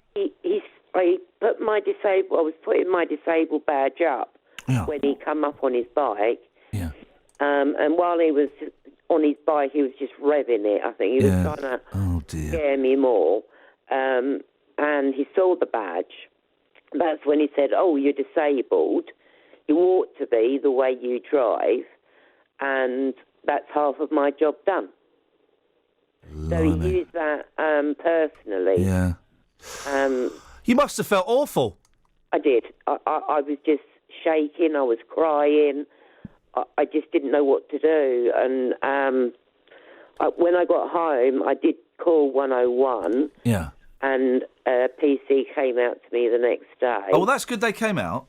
Yeah, but it was horrible. This man was just... The way I see it, Yeah. it's like he's got a problem with the world and the world owes him. Yeah, unfortunately we've all met people like that. Unfortunately, you know, I've worked with people like that in the past who are very angry, and generally they don't like themselves. That's why it's anger. Yeah. Their self-hatred is directed outwards. How are you feeling now? Now I won't go out on my own. Oh, Tracy. It took me a while when this disability thing started getting worse. Yeah. It took me a while to go out because I felt a bit... because I have to use an aid to walk. Yeah. I felt very uneasy going out. Oh, yeah, of course, yeah. You feel a bit self-conscious, don't you? Yeah. Yeah. And I sort of overcome that, and then this happened, and now I won't go out again on my own, and it's like a double whammy. You know, I was getting there, going out, and now this has happened, and it's put me back 5 years. Oh. And I just don't want to go out. I'm scared that I'll see him. Well, I'm sure everyone said this to you. The chances of you seeing that same bloke is possible. It's possible. Very, very unlikely. And I would imagine as well that if that unlikely event of you seeing him again did happen, he'd probably feel thoroughly embarrassed and not want to have anything more to do with you. I hope so. But Yeah. It's not... But I still, you know, I'm scared of anyone now. Yeah. Even at my front door. I'll let my dogs out to the door and I'll say, "Who is it?" before I open it. I never used to be like that. No, of course not. I don't want to open the door now because I don't know who's there. What did the police say? Because I had his number plate, which is a good thing. They're going to look at the CCTV to see it on there. And they asked if I wanted to get it out in the media, which I do. Yeah. I wouldn't want him to do this to someone that's more, worse than I am, more frail, older, that he could do some damage to just by his words. Yeah. Or God help that they get out the car and he did something. It's not right. No, it's not right. And it's There's not no right that you need should for feel like it, that. There isn't. Tracy, I'm really sorry that happened. And I'm really sorry that you feel so lousy. Here's a promise: you'll feel better after a while. I know that because you sound like you've been through tougher things than this, and I guarantee at some point you will feel all right, and you will want to go out, do your shopping, or go out for a lunch. You'll be all right. I can feel it in you, Tracy. Thank you. You sound like a very determined woman. I am now. I'm angry now. Good. Well, then use that anger, channel that into something positive, and don't let this little sod get the better of you. All right?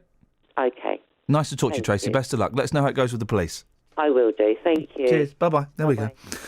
03459 455 555. What a nice lady. Do you know what? That's my mum. Do you know what I mean? That could be my mum that's been through that. You know, she doesn't go out on her own anymore now, but she used to go out with difficulties, and it breaks my heart to think of someone speaking to my mum like that. Well, exactly. Speak to anyone like that. The worst swear words in the world, and I know kind of, you hear it on the radio and think, flipping heck, but imagine it being directed towards you from someone you don't know. She'll be all right. I can. Do you know what? Sometimes you just get a vibration of someone. She's a tough old nut. She'll be all right eventually. She just needs to get it out of her system and channel the anger into being determined not to let this idiot get the better of her. Tracy, thank you very much. Keep in touch. Let us know how it goes with the police.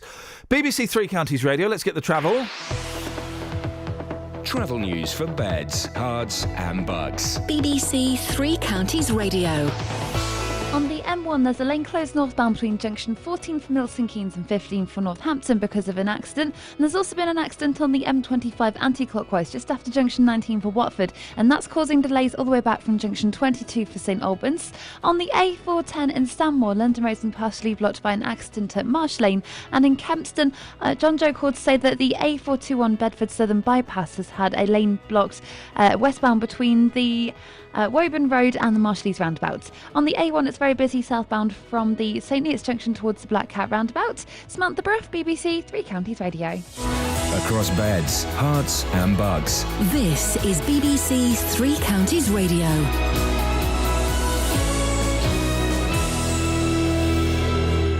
It's 7:30. I'm Simon Oxley. A decision to stop children marching at the Remembrance Day parade in Biggleswade for security reasons is being criticised by parents.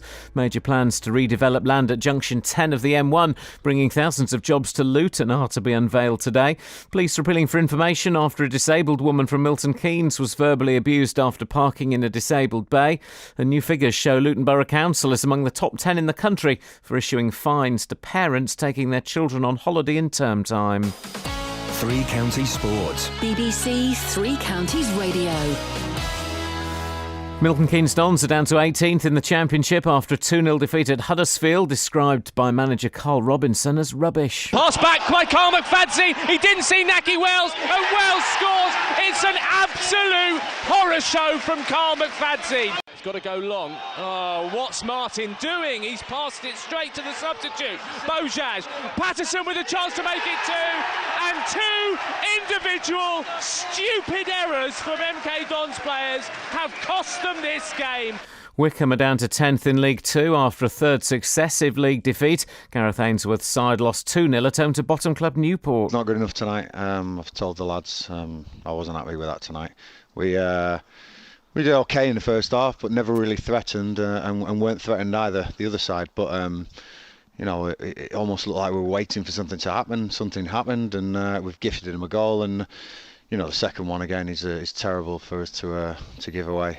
Luton drew 1-1 at home to Leyton Orient, despite taking the lead through Jack Marriott. His assistant manager, Terry Harris. We came out with very good intentions second half, conceded that early goal. It was a kick.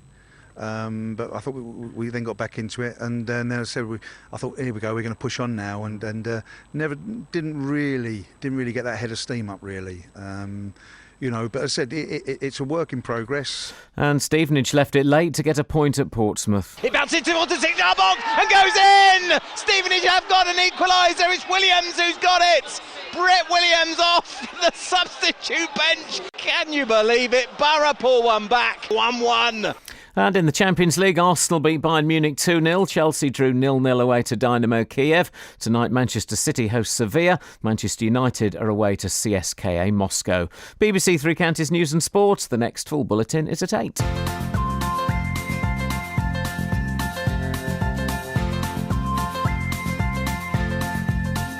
There's a voice that keeps on calling me down the road. It's where I'll always be. Every stop I make a new friend. Can't stay for long, just turn around and I'm gone again. Maybe tomorrow I'll wanna settle down. Until tomorrow I'll just keep moving on. Down this road that never seems to end. When new adventure lies just around the bend. So if you wanna join me for a while, just grab your hat, come travel light, that's old style. Maybe tomorrow I wanna settle down. Until tomorrow, the whole world is my home. So if you wanna join me for a while, just grab your hat, come travel light, that's old style. Maybe tomorrow I wanna settle down. Until tomorrow, I'll just keep moving on.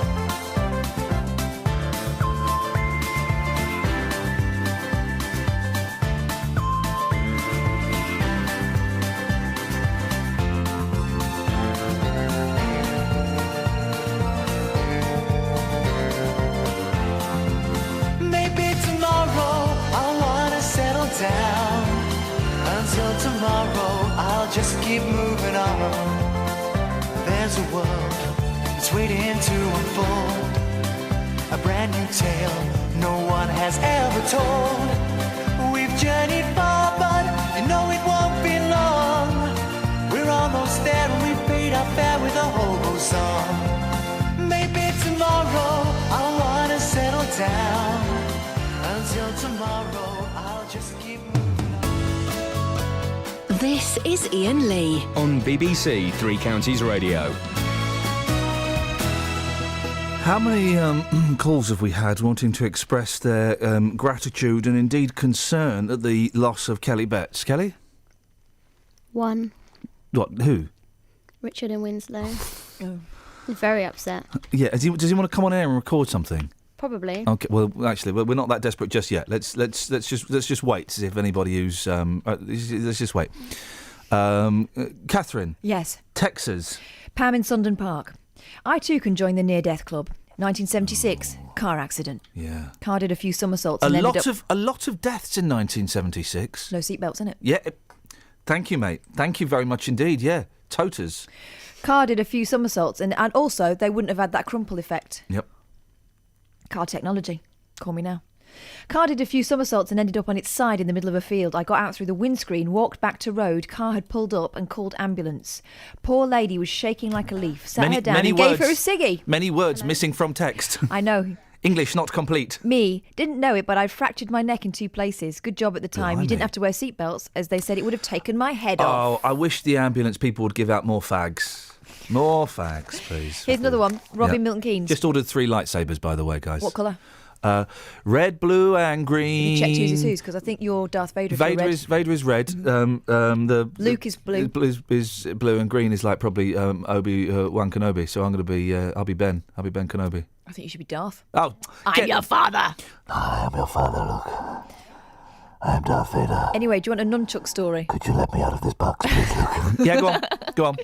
Morning, guys. When I was young and foolish, I was messing around with nunchucks. Starts a lot of young men's Mate, stories. I've had so many head injuries because of the nunchucks I had that I used to practice in front of the mirror. The kid opposite me, Darren, used to have ninja stars. Yeah, he was I had about ninja stars. 14. I had ninja stars. I had butterfly knives. I had 3-sectional staff. I had the things you hold. I can't remember what they're called. They've got like a long metal stick with a point and then 2 little prongs there. I used to. They're called have your eye out. Yeah, I know. My mum was nuts. Anyway, so he was messing around with his nunchucks and managed to hit an overhead fluorescent light which exploded. Glass everywhere, including a big bit embedded in my wrist. Keep up the great work, guys. You make me chuckle every morning. Dennis. Good morning, Ian. You want to record a piece for Kelly Betts? I do. In the past, I do. It's got to be in the past tense. Yes, I know that. Okay, where you go? She was a petite, beautiful young lady who grew on me. Can it not be sexually provocative at all? No, it's not that at all. She's a lovely young lady, and I would be very sorry if anybody messed her about. Okay, well, do it again, but this time do it with feeling. Feeling, oh, right. Kelly, a beautiful young lady, a petite young lady who grew on me. Is that enough? It's quite creepy, Dennis, but that'll do. Thank you very much indeed. Gatford's on the line. Morning, Gatford. Morning. I'm at my wit's end. I'm devastated. Okay, don't, we've not got into it yet. We've not started it yet, so just back away from the pathos. You want to record an obit for Kelly? I've got a poem. Poetry on the radio. This is, I mean, what? Yeah. We don't. This is. I know it doesn't exist anymore, but this is his Sony Gold. Right. Okay, but is it in the past tense? No, it's in the present tense. No, I'm doing it right now. Can you transfer it? Can you transpose it? Nice. So as if she's gone. And She's I'm dead. doing it after, yeah? Not dead. Sorry, Kelly. That's your surprise on your last day. Dead to us. Left. Okay. Yep. Kelly, right, and this is genuine, right? We had loads of people at the weekend saying, "Okay, why are you doing that thing about Kelly? She's going to go for 2 weeks and come back." No, she's genuinely leaving us. She's going to BBC, Coventry and Warwickshire. She's not dishing up the slops there. She's head of catering services. Head of catering services. Wow. She'll be choosing the chips, not serving them up. So basically, instead of just having a tabard, she gives them out. She's chief tabard tosser. Wow. Now. Okay, just like that. You're tossing them out like that. That's all I was saying. Right, okay, but you've got to transpose it into the past tense. Yeah, so count me in. 1, 2, 1, 2, 3, 4. The time soon comes for parting. No, And she's our gone. time- No, she's gone. No, but I'm getting there. No, but the time soon comes for partying. She's gone. Let me help you. The time has come for partying. No, that's present. The time has been for partying. The time Party quickly time came. has gone. The time quickly came for partying. The Okay, time but I've got it. had quickly come for. No. I'm worried about what's going to rhyme with that. 1, 2, into the past tense. The time has gone for parting, and our time wasn't at an end. The rest of your life has started. No. That's future tense. That's future tense. Everything.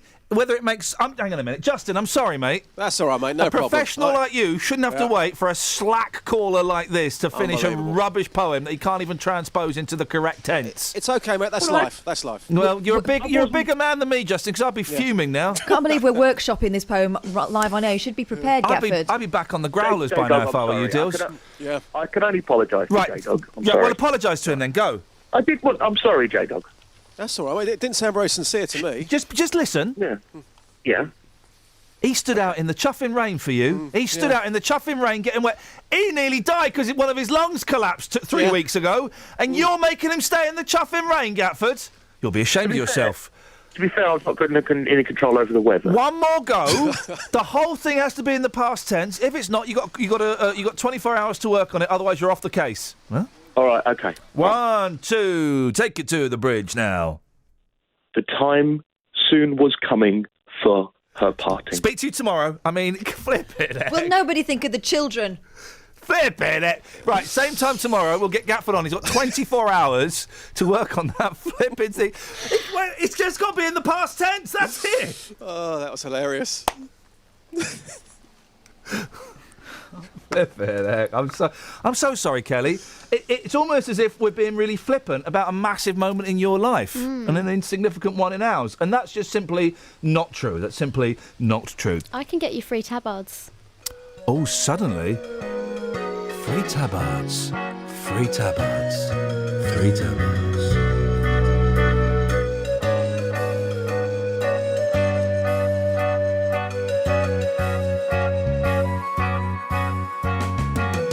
Yeah, I'll have free tabards then. That sounds awesome. It sounds like a great deal. It sounds like a great... She said 3 tabards. 1 each. Yo, I thought it was a lifetime supply of tabards.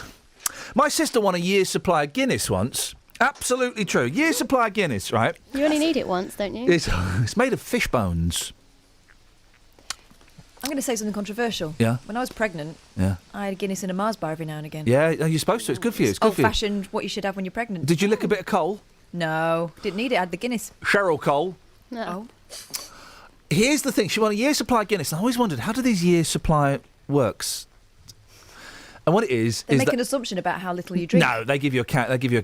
I went round to her flat one day and she had loads of racks of it piled up. They sent her about 350 cans of Guinness. That's what that means. It's an assumption. I mean, that was a week for me back then. I didn't like Guinness. It's too heavy. Too heavy. Still, the widget is what... Anyway, we're going off on a tangent, Justin. Explosions. My shower last night exploded, and not in the fun way. Honestly, I was in shock. You almost died. I did, mate. I'm one of you now. I've been to the dark side. Fighters. This is an actual recording of my shower last night, and I tell you exactly how I felt. One of them came up against me. I couldn't touch it. I was shocked. I was shocked, Justin. Honestly, I was shaking, and I was...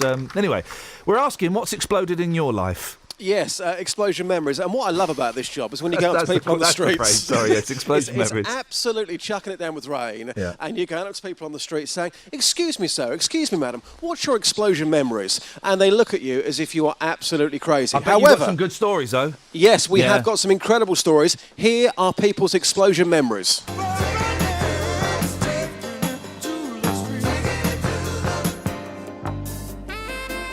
Ben, tell us about your explosion memories.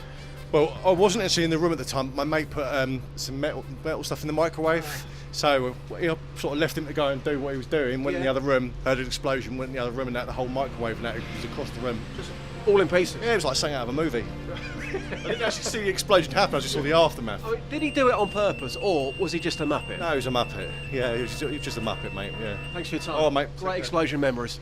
Madam, the streets are a little bit too mean for my liking this morning. Not of attitude on the streets, leaves everywhere as well. Your explosion memories, what's exploded? I was attempting to cook a spaghetti, and for some reason it just chose to explode. I have no idea why, it just did. Abid, how's your vibe this morning? Not bad. Great. Abid, your explosion memories. Yep, egg in the microwave with its shell on it. Does that noise of the egg exploding in the microwave still haunt you now, all these years on? Nope. You got over it, yeah? Yep. Thanks for your time. No worries, mate. Hannah, your explosion memories. Yeah, so I had bubble bath everywhere. What happened? Just splattered all over the walls, everything. I dropped it on the floor. When it exploded there and then in the bathroom? Yep, everywhere. How long did it take you to clear it up? Probably about half an hour because it's so oily and stuff. So I can imagine that being a really nasty explosion. Yeah, it was horrendous. Thank you, madam. All right, thank you. Dealey, gold as always, my friend. Gold as always. If there's anything, well, Kath, what can we say? It's been a busy old show this morning. Well, you've had glass in your foot. We could do the "Have you had China in your hand?" phone in. What? Based on the music you used there. Have you ever had China in your hand? Yeah. Got to be careful. Don't push too hard. Do you know what, Dealey? Yeah. Do you want to go dark? I'll go dark. Yeah, no, yeah. How dark are we going? Let's see who's in a very select club, the Death Club. Who's been there and back? Who's been there and come back? I know. Yeah. It's dark. No, you leave that to me. I'll come back with some stories. No problem. I'm on it straight away. Speak to you in a bit. The Death Club. Travel news for beds, cards and bugs. BBC Three Counties Radio. There are delays on the M1 northbound from junction 14 from Milton Keynes to 15 from Northampton because a lane's closed by an accident. And southbound on the M1, there are queues from junction 12 for Flitwick to 11 for Dunstable. Through the roadworks, it's looking very busy at the moment. On the M25, there are queues anti-clockwise between junction 22 for St Albans and 19 for Watford. And that's after another accident after the junction 19 earlier. And on the A410 towards London in Stanmore, it's very busy because it's been partially blocked at Marsh Lane, which is causing delays on the approach. On the A10, it's also slow between junction 25 for the Enfield at the M25 towards Carthatch Lane through the roadworks. And in Kempston, the Bedford Southern Bypass has been partially blocked at the Marshleys roundabout, which is causing delays there too. There's no reported problems on the trains at the moment, though. Samantha Bruff, BBC Three Counties Radio. Thank you, Sammy. Yeah, let's go dark for the last hour and 15. The Near Death Club. If you've had the Grim Reaper knocking on your door and you've opened the door and said, you know what, Nah, I don't fancy this. 03459 455 555. Catherine's gearing up to tell us a story. I just want to give you the opportunity, Catherine, to think, is that story really radio worthy? I cheated the Reaper. Okay. 7:47, these are your headlines on BBC Three Counties Radio. A decision to stop children marching at the Remembrance Day parade in Biggleswade for security reasons is being criticised by parents. Major plans to redevelop land at Junction 10 of the M1, bringing thousands of jobs to Luton, are to be unveiled today. Please let it be a record shop. And police are appealing for information after a disabled woman from Milton Keynes was verbally abused after parking in a disabled bay. Let's see if she's still got a voice. Let's get the weather. Here's Kate. Beds, hearts and bucks weather. BBC Three Counties Radio. I think it's just about there. Oh, Kate, it's getting. I think it's getting better. Oh gosh, bless you. They're being kind. I think I'm on my way out as well. Take it easy. Don't whisper. Whispering makes it worse. I have it on good authority. See, I think whispering, you can hear me better if I whisper. Whispering means your voice will go quicker and it will go for longer. Honestly, I've done much research. I wish you the best of luck. We've all got our fingers crossed. Thank you. I'll jump in if you drop out. Away you go. All right, thanks. Good morning. We've got quite a lot of rain around this morning. Some heavier bursts mixed in there as well. But gradually, as this warm front sinks south and eastwards, it'll bring some more drizzle. So it'll turn drizzly this afternoon. Eventually, through this evening, it will disappear south and eastwards. We've got a strengthening southwesterly breeze as well. well, but it is feeling reasonably mild. Temperatures getting up to around 14 Celsius a little bit later on this afternoon. Now, it's all bringing in this warm front some milder air from the west, which is why the temperature's not feeling too bad. And overnight tonight, it stays with us. The rain disappears. It stays mostly cloudy until dawn tomorrow. Then a cold front moves across us as well, bringing us some light rain and drizzle for tomorrow morning. But the minimum temperature staying in double figures, so quite a mild night, 10 Celsius. For tomorrow, that rain will disappear again and becoming drier and brighter through tomorrow afternoon. We may even get a little bit of sunshine as well. Maximum temperature for Thursday, 14 Celsius. That's your forecast. Did it. You did that one. You've got another one to do, Kate. Good luck. Hang in there. When you need local news. The headlines: serious injuries for Bedford cyclist and heritage windfall for Luton Museum. When you need local travel. M40 southbound, 1 lane blocks, and it's queuing 2 lorries and a caravan. When you need local weather. Lots of sunny spells around, more sunshine developing, of course, plenty of blue skies as we head into the afternoon. BBC Three Counties Radio is here. Bedfordshire Police are defending plans to halve the number of community support officers in the county. With local, up-to-date news and travel bulletins throughout the day. Get your travel. After Paul Young, wherever I lay my hat, that's my home. You'll always be up to date. That's the forecast. BBC Three Counties Radio. I don't get this text. You got the text from Barry, Catherine. Barry from Hemel. Can you read it? Because I don't get it. Right, hang on. Let's have a look. Barry from Hemel. Yeah. Can you kindly explain how someone manages to record their shower door exploded? Yeah. It must be someone so vain that they film or record themselves in the shower. Right. Or a setup, says Barry in Hemel. First things first, Barry. This is what happened in my bathroom last night. There we go. Yeah, that was loud. Absolutely true. This is my and I'm just there holding the shower door handle, going, oh blimey. But it's just sort of smashing over and over again. Well. And then this Gosh, is me careful, walking through the bathroom. Right, I don't film myself in the shower, Barry. I'm not a pervert, all right? I'm not Chuck Berry. What kind of pervert imagines someone filming themselves in the shower? A sicko. Barry. A deviant. I don't video myself, but yes, I have audio recorders in all of the key rooms in the bed. I'm not vain. I don't have it in every room. In all of the key rooms of my house. Gosh, that really is a lot of glass. Including the living room, the kitchen, my bedroom, the kids' bedrooms, the loft, the dungeon, the garage, the red room, the shower, the shed, and in various parts of the garden. There's a lot of glass. And on it goes. I'll save you from the misery of the rest. It gets a little bit sweary a bit later on as well, because at that point You were very quiet, actually. I was like Caine at the end of Kung Fu. You know, Shock, though, isn't it, that does that? Caine at the end of Kung Fu. You know when he has to walk on the rice paper. You know, remember Kung Fu? Yeah, Kelly? vaguely, but remember I don't. Kelly? Remember Kung Fu? Oh, grasshopper. No. Do you remember that? No. Caine, right? He was learning Kung Fu. He was he was a Buddhist. He was like Shaolin Buddhist monk, and he learned Kung Fu. And then he was in like the cowboy days. I don't know how that worked, but then he was in the cowboy days in America. But it would flash back to him talking to Grasshopper, who was like his blind old kung fu teacher. Yeah. And it would show him doing kung fu tests. And some of the kung fu tests, he had to walk across rice paper and not because he get sweaty feet. And so the rice paper sticks, but not to a kung fu monk. And so it didn't stick to his feet. So he'd walk across that. And I was the point I'm making is I was kind of like that with the glass, except it was sticking to my feet. It wasn't just sticking to my feet, it was sticking in my feet and it hurt. So you weren't really like that at all? No, but then after that, I had a massive brazier, a Jeff brazier that was on fire, and I picked it up with my forearms, and I carried it 100 yards, and then I dropped it, and in the snow, and then I put my arms in the snow, and then the doors to the temple were shut, and then I was free to go on my journey. No, hang on. That's what happened to Caine. That's another thing that happened to Caine. Sorry, I didn't do that. I then swept up the glass with a dustpan and brush, which Caine probably would have done if they had dustpan and brushes in old Shaolin monk times. So, virtually the same. Very, very, very, very similar. Chris is on the line. Do you remember Kung Fu, Chris? Yeah. It was good, wasn't it? David Carradine. David Carradine. He wasn't a Chinese man, and he didn't know Kung Fu. Is she crying? You all right, Chris? Hey, I'm sorry. All right, if you want to pretend he was a Chinese fella, you can do. No, Kelly's gone. Oh, she's doing a bit about Kelly. Shh. All right, here we go. In the past tense, it's Shouty Chris doing a bit about Kelly. Things will never be the same now that little girl's gone. You didn't treat her as well as you should have, but she was always a little ray of sunshine. Now, when I'm coming in the mornings, and the stars are twinkling, I will always think of Kelly as the brightest star up there. While you haven't got anyone to make your tea and boss her around, you could have been better to the girl, but wherever she is, I hope her wings have spread and she's having a good time. Thanks for your input, caller. Let's go to Ken in Luton. Morning, Ken. Morning, Ian. Morning, Ken. My recent explosions. Well, Catherine's just sent me a picture of her as Princess Leia. That doesn't help things. That's after you've had a curry and a...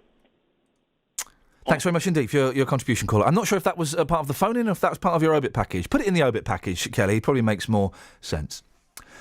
For the second year running... What the hell is happening to this show? You can hear cackling Catherine through the non-soundproof soundproof glass. For the second year running, Luton Borough Council is amongst the top 10 in the country for the number of fines issued to parents who take their kids on holiday in term time. Figures obtained by the Press Association suggest just over 2,000 fines were issued in the last academic year. Well, it's down to individual head teachers whether they want to issue a fine. Bodril Amin is a secondary school teacher in Luton and a member of the NUT. Why are there so many fines in Luton, Bodril? Is it because there are slack parents or there are firm head teachers? Hello, good morning. Just to make it clear, I'm speaking on behalf of the NUT this morning. I'm glad you made that clear. Thank you. I don't know. Okay, but okay. Carry again. With reference to the question, why are there so many fines in Luton? Slack parenting or tough head teachers? Well, the NUT at its annual conference voted against fining parents who take children for holidays. Is this sentence going to answer the question, Bodril, or is you going to tell me the NUT manifesto? It will answer the question if you just allow me to answer. Okay. Our argument is that the regulations unfairly impact on working parents, especially the low paid.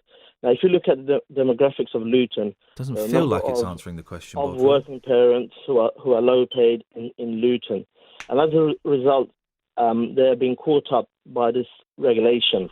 Right. So that's probably one of the reasons why.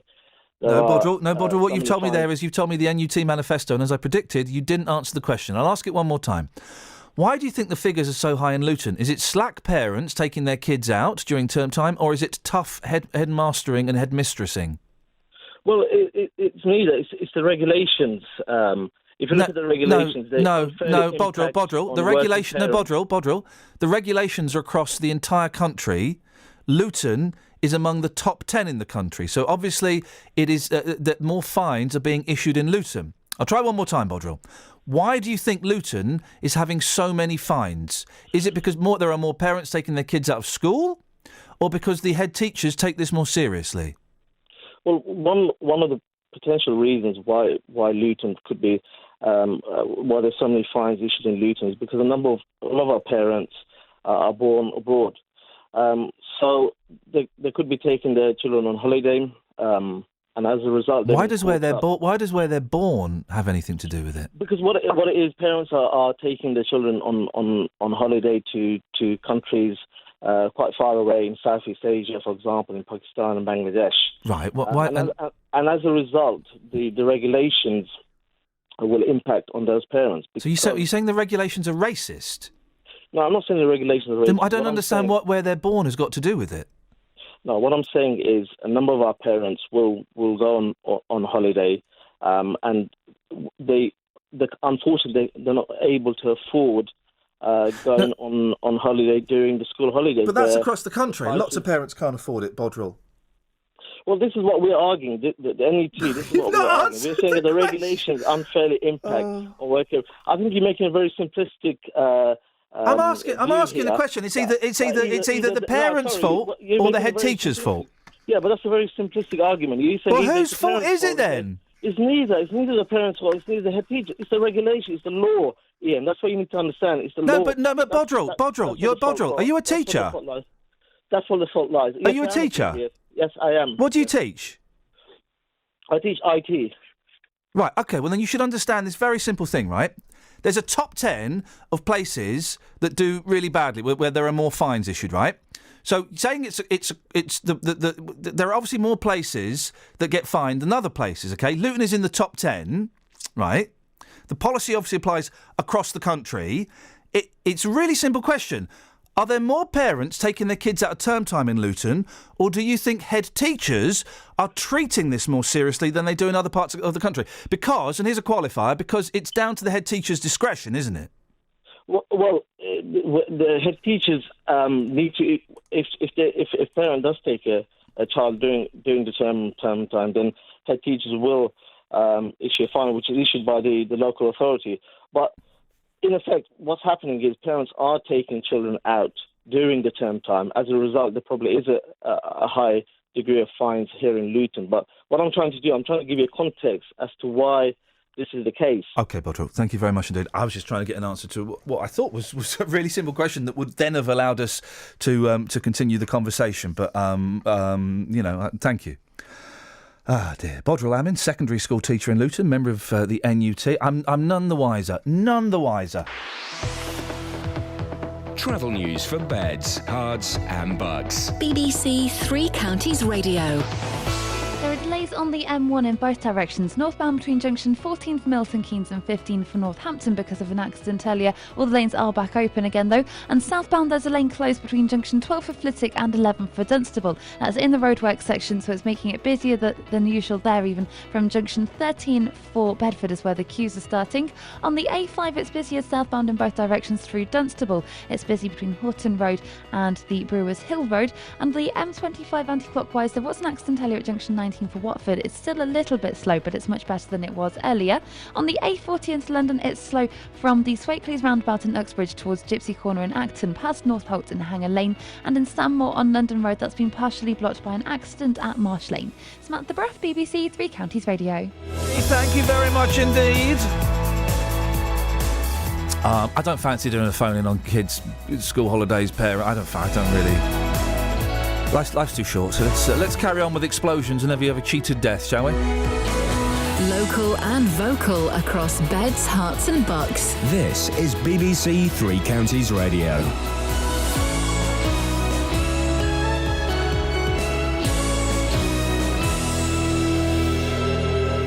It's 8 o'clock. I'm Simon Oxley. The headlines: Remembrance Day row in Biggleswade, Luton M1 junction plans to be unveiled, and disability hate crime in Milton Keynes. BBC Three Counties Radio. A decision to stop children marching at the Remembrance Day parade in Biggleswade has been criticised by parents. The Royal British Legion says it's made the decision for security reasons because the Royal Artillery will be taking part. Chris Wells is a Beaver leader in the town. I think it's a great shame, but I think if it's about the safety of our children, and it's a Royal British Legion organised event, so they are responsible for the safety of our children at that event alongside us as youth leaders, then I'm sure they've got a good reason for having made it. Major plans to redevelop land at Junction 10 of the M1, bringing thousands of jobs to Luton, are to be unveiled today in a scheme which will also help finance a new stadium for Luton Town Football Club.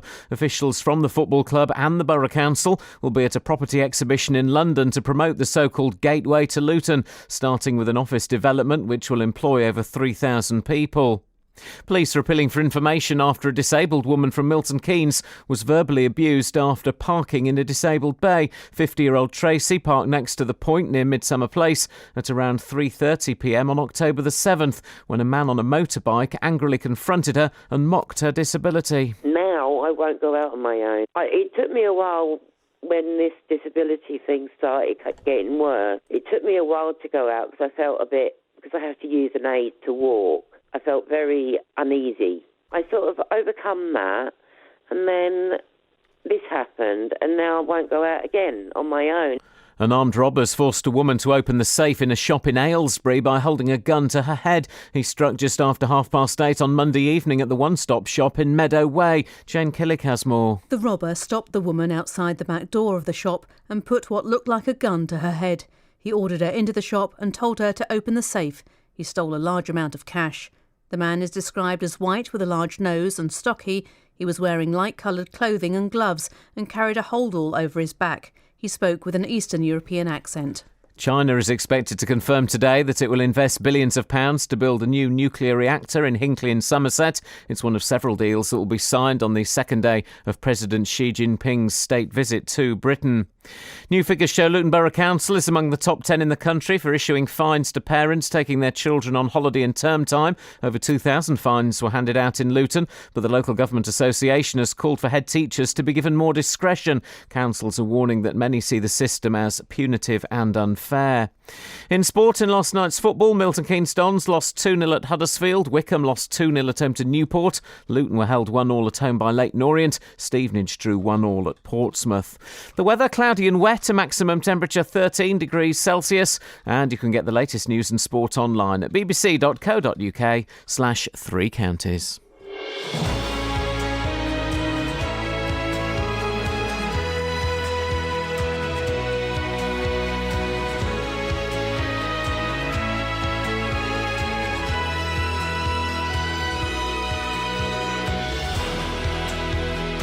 Morning, Iain Lee, BBC Three Counties Radio. So we're asking, what have you driven? Explosions, and have you cheated death? 03 459 455 555. Across beds, hearts and bucks. This is BBC Three Counties Radio. Any Texas tumbleweed? Let's have a look. Hey. Well, some rude comments about Come on now. what happened in the last 5 minutes. Simon's News Bulletin. How no, dare they? How no, before that. dare they? Before that. Oh, Sammy's Travel. Yeah, no, fair play. No, That's a good before point. that. Well, Justin's package about... no, after that. Anyway. Yes. I nearly blew up the chemistry lab at university, if you want me to call with the story. Yes, Robin Bedford, we do. Thank you. Well, that's great. Hi, back in the late 80s, this is from Jay, I had a Relent Robin. I think he means a Reliant Robin, three-wheeler. Were they the three-wheelers? Oh, they were great. Yeah. If you turned a corner too quickly, they flipped over. You used to be able to drive them on a motorbike licence. Yeah, it's true. It was electric, wasn't it, I think? Anyway, he says, I pulled out of a parking place at some shops in Welling Garden City and the whole car burst into flames, melted the doors to the car doors shut. I had to climb out of the window. Dukes of Hazzard styling. And as I got out of the car, it kind of exploded as I walked to the phone box to call the fire brigade. I bet that looked cool, apart from it being a three-wheeler. Great times. Great times. Walking away from an explosion always looks cool, doesn't it? Peter, stay there. Let's go to Rosie first. Morning, Rosie. Good morning. Good morning. What you got for us? Well, a couple of things I've driven, and I've got a little tribute to Kelly. Okay, fine. Let's do the driven things first. Okay, first one's penny farthing. Well, no. No. What, you can't drive that? No, mate. You ride it. Did it have an engine on it? No. Right, then you rode it. Yeah. Do you drive a horse? Do you? No, you ride them. So I'm a duck. What? I drove a duck. What, one of those aqueduct things? Yes. I mean, all ducks are aqua. You mean the yellow things? No, I mean the big tank. Well, yeah, it was yellow actually. Big tank, but it goes in the water. Yeah. The one that members of the public can go on. Yeah. We're not allowed on them. No, because there've been some nasty accidents. Yeah, are you not allowed on them? And who said you're not allowed on them? Me. Oh, you said you're not allowed. What is it with you women saying we're not allowed on those ducks? They look like fun. They drive through the town and they go to the river, and me and the boys are going, we want to go on that. You're never going on that. Well, look, I've not banned it, but I just don't fancy it. I fancy it. I want to see what it feels like to be on a vehicle that's on land, and then without getting off that vehicle and getting onto another one, going on the water. Here's the thing. Yeah. I think boats are rubbish. Well, yeah, boats... they don't go as fast as cars. It's cold out there. Yeah. Normally, the ducks... I can't stand ducks. She makes a good point about boats being rubbish, but I'd love to know the transfer from solid to wet and mushy... Yeah. Without changing vehicles, but we're not allowed to because there's been 2 instances in 50 years of duck history. In the last year? Not in the last year. That happened years ago. One was in Liverpool and one was in London years ago. Was America, so that's okay. You can go to America and do it. Exactly. Do you know what I've been on? I do actually. One of those Gentle Ben boats. That was good. Oh. They go fast. You've been on Gentle Ben. Leave Shaggy alone. You want to do a tribute to Kelly? Yeah. Away you go. Yeah. Okay. She was the best assistant producer that Iain could afford. She took the calls and ran the show, but in the end, she got bored. Right, why is everyone doing poetry? What the flipping heck is this? What was that voice? I think she was doing your voice. But I'm dead. And also, you're not an assistant producer. You're just like, what are you? Coffee? Tabard. Coffee? Yeah, that is my. Thank you. Yes, that's please. my actual name. Thank you, Catherine. Sea Cadets. Not at the moment. Let me know if you do. I will. I need a word with them. Peter's in Luton. Morning, Peter. Good morning. What would you like to say, Peter?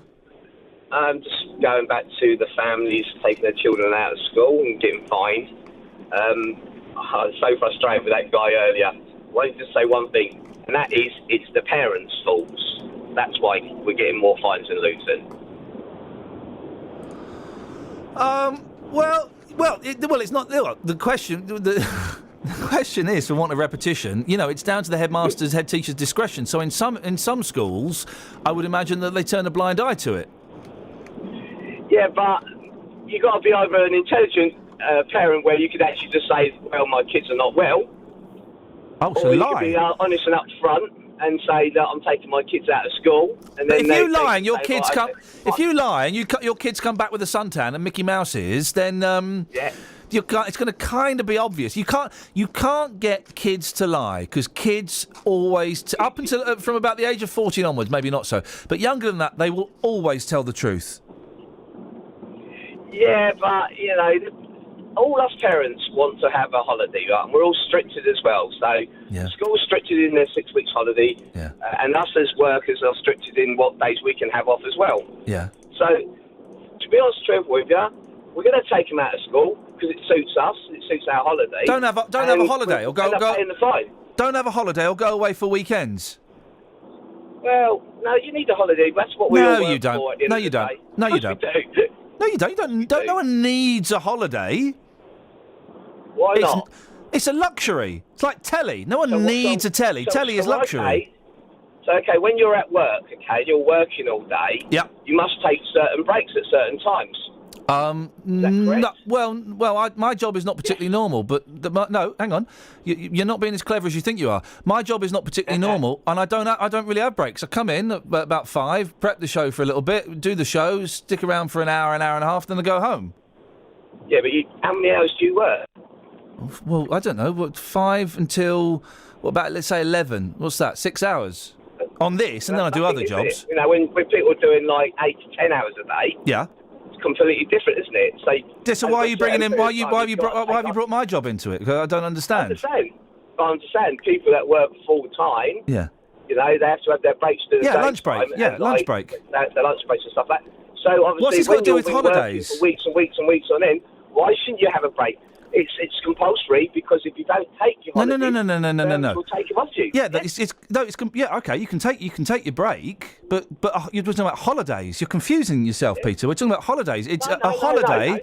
A holiday going away is a luxury, just like a TV is. TV's a luxury. Holidays are luxury. Some people don't go away though, do they? Right, and so those people might stay at home for a week. I don't know. I've got no idea what your point is, Peter. I'm not sure you have. The point is, you need a holiday. Everyone will take a holiday, regardless. No. Everyone doesn't take a holiday, and you don't need a holiday. Okay. It's nice to have them. It's luxury.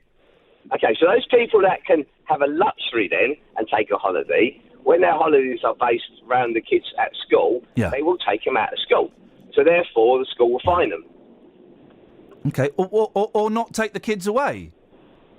That's another option. Well, okay, or not take the kids away, or give the kids a break because I'm at home. I want to do something with my kids. Yeah, brilliant. We'll do it. You do it. Pick them up after school. You go out in the evenings, do stuff over the weekend. It's you shouldn't just be taking the kids out of school because you got a week off. Why? And there, Peter, sums up. There, Peter sums up. I think when you're on holiday. Not really. No, I wouldn't mind a bit of peace and quiet so I can do some reading and watch some films. Peter, thank you very much indeed. 03459 455 555. Holidays. People don't get this, right? A holiday is a luxury. I mean, going away. A break from work, yeah, of course, we're all entitled to that. Most of us are entitled to that.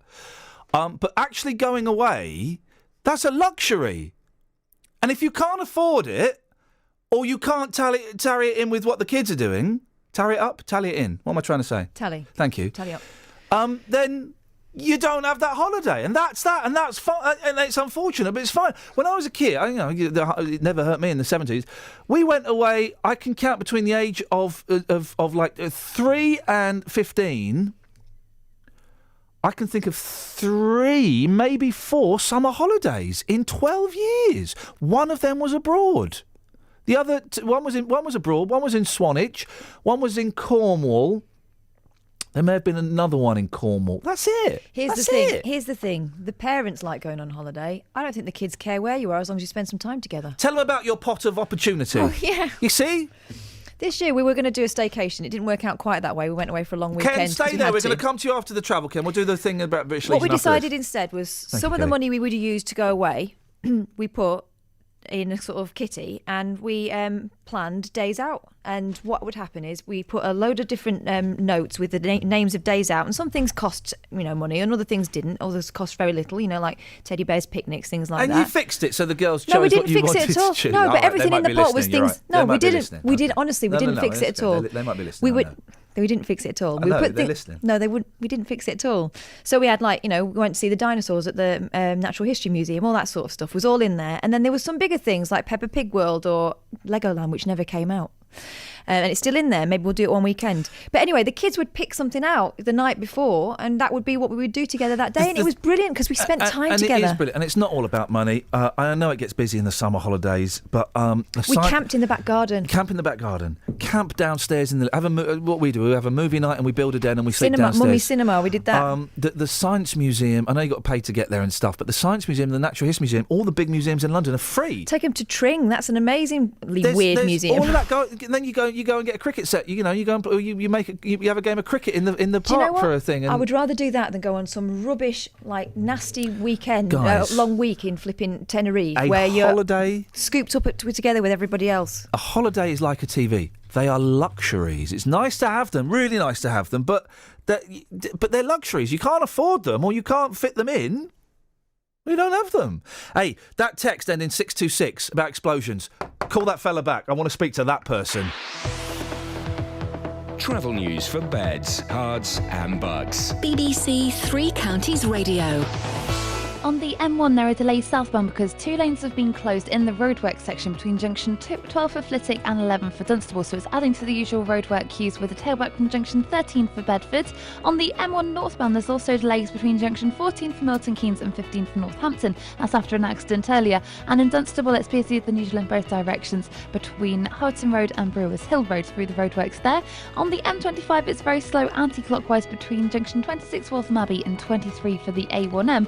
And in Beaconsfield, Amersham Road has queues southbound between Longbottom Lane and the London Road. On the train departure boards, there are no major delays showing up at the moment. Samantha Breath, BBC Three Counties Radio. Sammy, thank you very much indeed.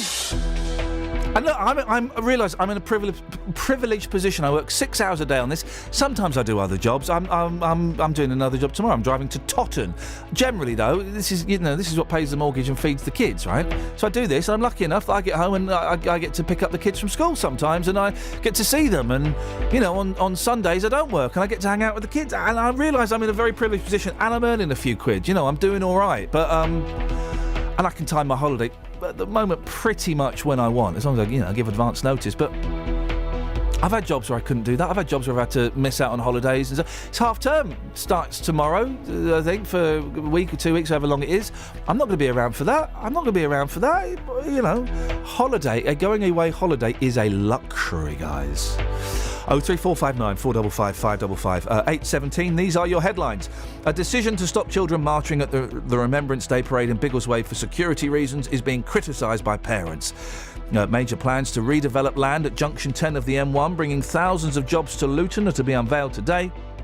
And police are appealing for information after a disabled woman from Milton Keynes was verbally abused after parking in a disabled bay.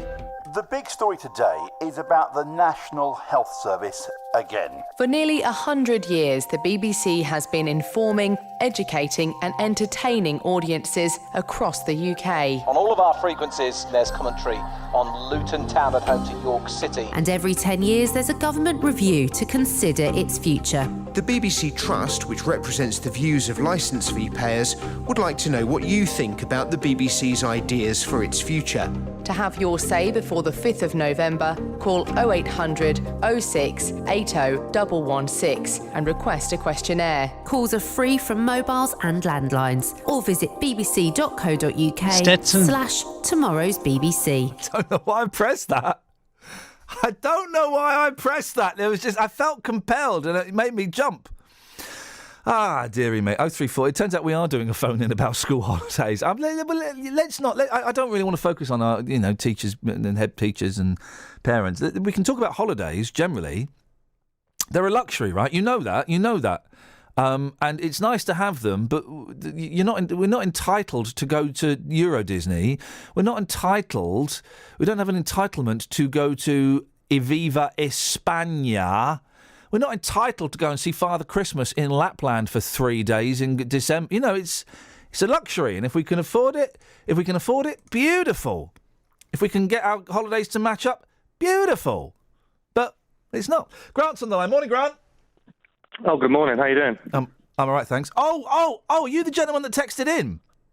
Oh, I did, yes. Right, yeah. Listen. Now, guys, this is where it gets serious, and we all get a little bit humble. I had I feel silly saying this in front of you because I know where you're going. I had a shower door, and in my pathetic life, Grant, it was terrifying. Right, I had a shower door exploding on me yesterday. Glass everywhere, got a few nicks and stuff like that. We're asking what explosions have you witnessed, and we've had to think about a car exploding and a bottle of wine exploding. What explosions have you been involved in, Grant?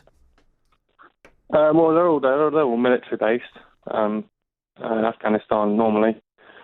There's a little town called Goresh just in Afghanistan, which is near Bastion, and I was driving through there at a time we shouldn't really be going through because there's particular points in the day where suicide bombing is more active, and it's usually around the sort of mid-morning time. And we were driving through, and there was a white car coming on the other side of the road, and he was driving at a normal speed, but then he changed lanes and went to hit the vehicle in front of me. He missed and then made a beeline straight for our vehicle. And then he sounded like he was stuck in second gear. But I had enough time to see that his hands were attached to the steering wheel. He was squeezing something down. I think he had pressure pads on the steering wheel.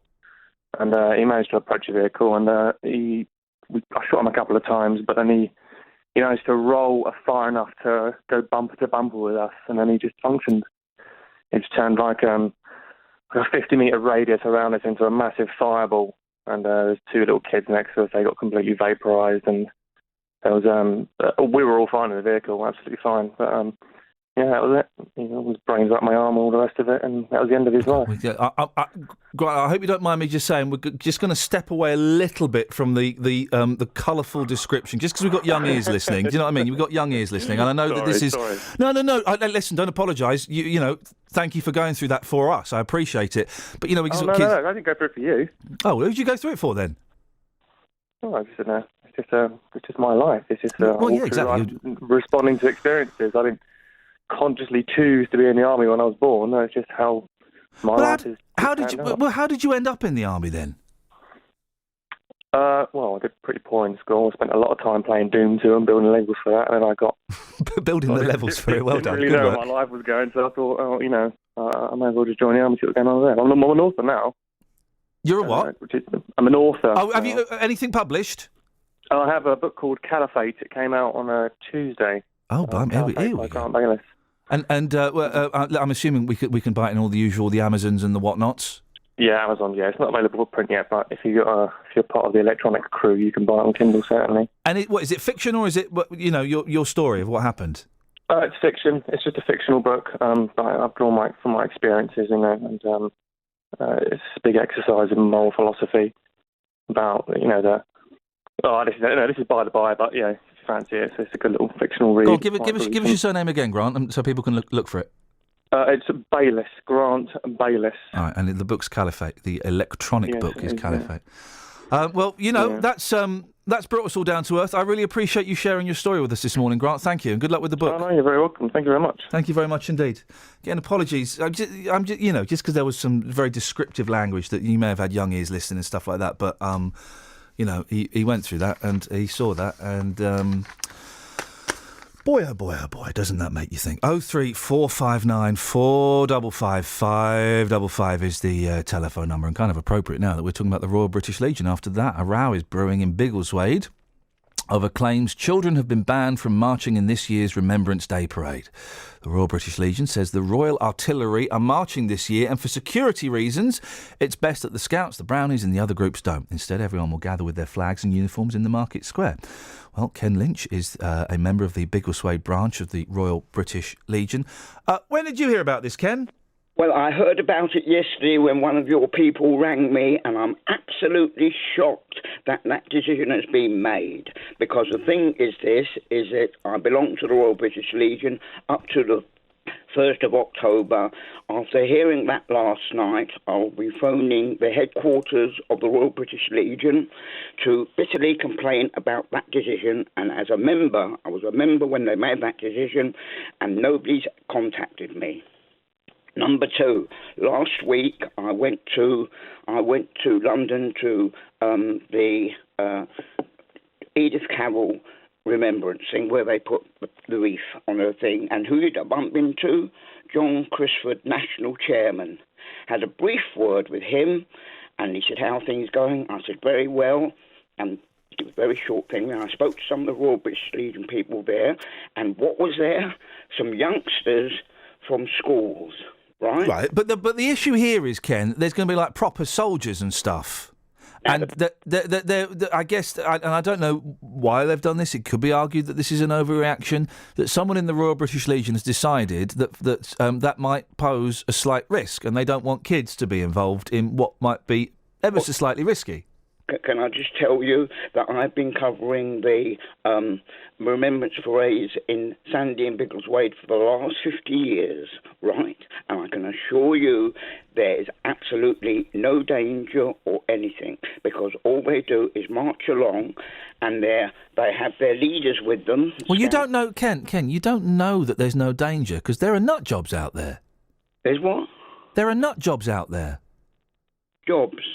Nut jobs. So you don't know that there's no danger? There is no danger. You don't know that, Ken? No, they are supervised by the leaders who are qualified people. Yeah, well, if the leader, with the greatest of respect to those people that are in charge of the Cubs and the Beavers, if a nut job runs out with a knife or something worse, then the bloke that's leading the Beavers isn't going to be any use, is he? Well, so are you saying then that somebody from the public's going to attack them? I'm not saying that for 1 second, Ken. I'm not suggesting that's going to happen. I imagine it will be a very peaceful protest, the peaceful march. But someone somewhere perceives that there is a threat, and you cannot say 100% that there is no threat. Well, the police are there. The police are there. They're always there. I always see them. And the thing is this: I think somebody has made a decision, and the great thing is, of course, is that these young people, right, go to this ceremony to get involved with it. And they're still going? That gave their lives. They're still going? Hmm? The young people are still going, they're just not marching? Well, the thing is, they love to march. The parents love to see them march. Of course they do, but it's not... They're so proud of them. Yeah, well, they can be proud of them when they all meet up in Market Square, and they've all got their uniforms on, and there's like whatever ceremony and service will take place. Yeah, well, your argument is good, but what I say is that when they're marching along, they're so proud and they do enjoy it. And, of course, it could be that this order has come from headquarters. I don't know. OK. So you don't know who made the decision, then, in the Biggleswade branch of the RBL? Made that decision, but the thing is this: did they consult the parents of their intention? Well, it's got nothing to do with. Well, with the greatest of respect, they told the parents they don't want the kids marching. They don't need to ask their opinion. Well, put it like this: if they did it in Sandy, well, they wouldn't get away with it. Why? What would happen in Sandy? Well, in Sandy, they have a wonderful parade. The Cubs, all the little kids that are in these organisations. Do they have soldiers in Sandy? Sorry? Do they have a load of soldiers marching in Sandy? No. Well, then that's the point, Ken. There's a load of soldiers marching. A load of soldiers marched through Luton recently, didn't they, Kath? When was this? This was the Royal Anglians, wasn't it? You have to speak up a bit. It was the Royal Anglian Regiment. You'll remember this, Ken. Sorry? The Royal Anglian Regiment marched through Luton, and there was a little bit of argy-bargy, wasn't there, with some dodgy people. Yeah, and you wouldn't want kids being subjected to that, would you? But no, the thing is, it's nice to see them come along, but they can go in the parade, because last year, when they did a wonderful parade in Biggleswade, they had everybody there, the door is open to anybody, and the thing is that what they should have done was consulted the parents, because the parents are obviously upset. OK, right, Ken, listen, thank you very much indeed. 03459 455 555. Catherine? Yeah, it was in 2009 that happened through Luton. People got arrested. I think people are choosing to hear what they want to hear this morning. Right. Travel news for beds, cards and bugs. BBC Three Counties Radio. On the M1, there are delays southbound because 2 lanes are closed between junction 12 for Flitwick and 11 for Dunstable because of an accident. It's causing severe delays because it's in the roadwork section, which is causing a queue right back from junction 13 for Bedford. And it's also slow northbound past that stretch because people are slowing down to look. On the M1 northbound between junction 14 for Milton Keynes and 15 for Northampton, that's easing off. There was an accident earlier causing some queues, but it's moving much better now. And on the A5, though, in Dunstable, it is very busy in both directions between the A505 and Brewers Hill Road. On the M25, there are queues anti-clockwise from junction 26 for Waltham Abbey to 23 for the A1M. And on the A40 Western Avenue, it's very slow into London from Uxbridge at the Swakeleys roundabout past North Holt and Hanger Lane towards Acton. On the trains, though, there's no reported major delays at the moment. Samantha Bruff, BBC Three Counties Radio. Across beds, hearts and bugs. This is BBC Three Counties Radio.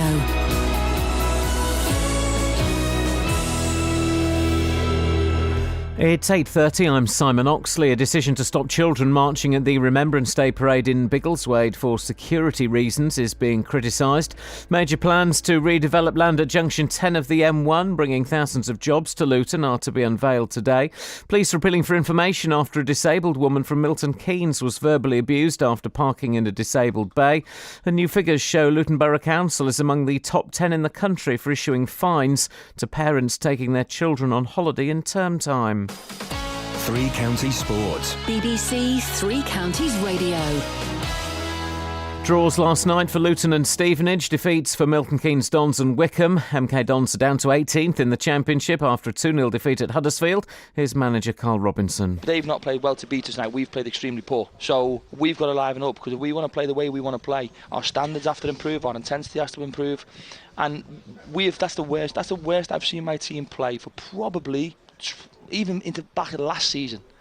Wickham are down to 10th in League 2 after a third successive league defeat. Gareth Ainsworth's side lost 2-0 at home to bottom club Newport. We didn't do enough to score, not by a long shot. I thought we were way short of standards we've set recently, and that's disappointing. So we'll be in tomorrow watching that and working on what went wrong and put things right quickly on Saturday, because we need to stop this losing run. Luton drew 1-1 at home to Leyton Orient, despite taking the lead through Jack Marriott. Here's assistant manager Terry Harris. It was a tough game. You know, any side of Ian Hendon's is going to be tough. You know, they're a hard-working side. They're organised. Disappointed with the goal we gave away. Pleased with Jack Marriott for the goal that we scored, and he obviously probably had one or two other chances. And Stevenage scored a stoppage-time equaliser through Brett Williams to draw 1-1 at second-place Portsmouth. Assistant manager Kevin Watson says they deserved the point. I thought we'd been terrific all night. We kept our shape well. We defended really well. Limited a very good team to very few chances. The boys defended excellently as a team. And you always felt that we were going to get another chance in the game. We're a big side now with the bodies we have. And it was a set piece that got us the goal. But, you know, I think thoroughly deserved on the basis of the way we played all night. And in the Champions League, Arsenal beat Bayern Munich 2-0. Chelsea drew 0-0 away to Dynamo Kiev. Tonight, Manchester City host Sevilla. Manchester United are away to CSKA Moscow. BBC Three Counties News and Sport. The next full bulletin at 9. Well, I'm not the kind to kiss and tell, but I've been seen with Farrah. I've never been with anything less than a 9. So fine, I've been on fire with Sally Field, gone past with a girl named Bo, but somehow they just don't end up as mine. It's a death-defying life I lead. I take my chances. I die for living in the movies and TV. But the hardest thing I ever do is watch my leading ladies kiss some other guy while I'm bandaging my knee. I might fall from a tall building, I might roll a brand new car, 'cause I'm the unknown stuntman.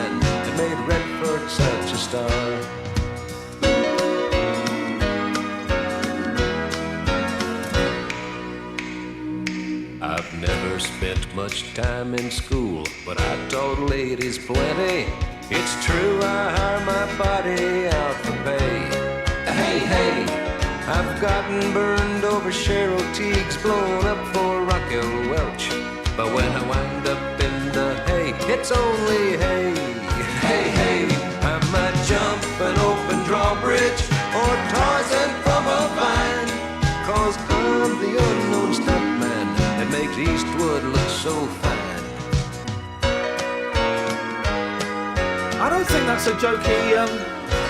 OK, so we're talking about explosions, OK, because the shower door exploded on me last night. And it's taken a very dark turn, and that's fine, and that's groovy. Now, Scott in Welwyn Garden City has sent in a text. I don't think that's a joke. Just the addition of maracas gets I know, because it's such a specific... memory. I'm taking this on face value, Scott. If you're having a laugh, then you've got one over on me. Well done. I think this is genuine, though. Go on. Do you want to read it out, Kath? Yeah, go on. It's talking about explosions, all right? Right, here we go. I grew up in London when the IRA bombed the Docklands in 1996. It blew my front door off its hinges.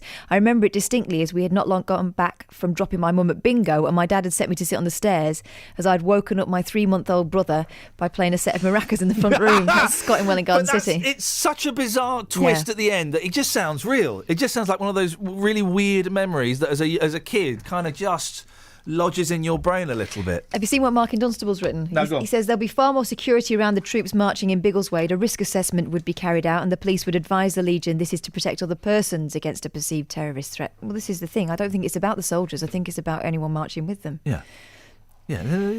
I mean, I just don't think you should promise kids stuff that you don't know is definite. You can't assume that. Well, we did it last year, must do it this year. Well, why don't you make a phone call and just say, "Can we just confirm?" You can't. Even as adults, the Remembrance Parade, they do expect it. It happens year after year, and I think it's a reasonable expectation. But I don't think you should promise it to kids if it's not. If you're waiting if you wait every year for confirmation, as that guy said that they do, then you've got to get the confirmation. You can't promise the kids it's going to happen. Maybe they're always slack.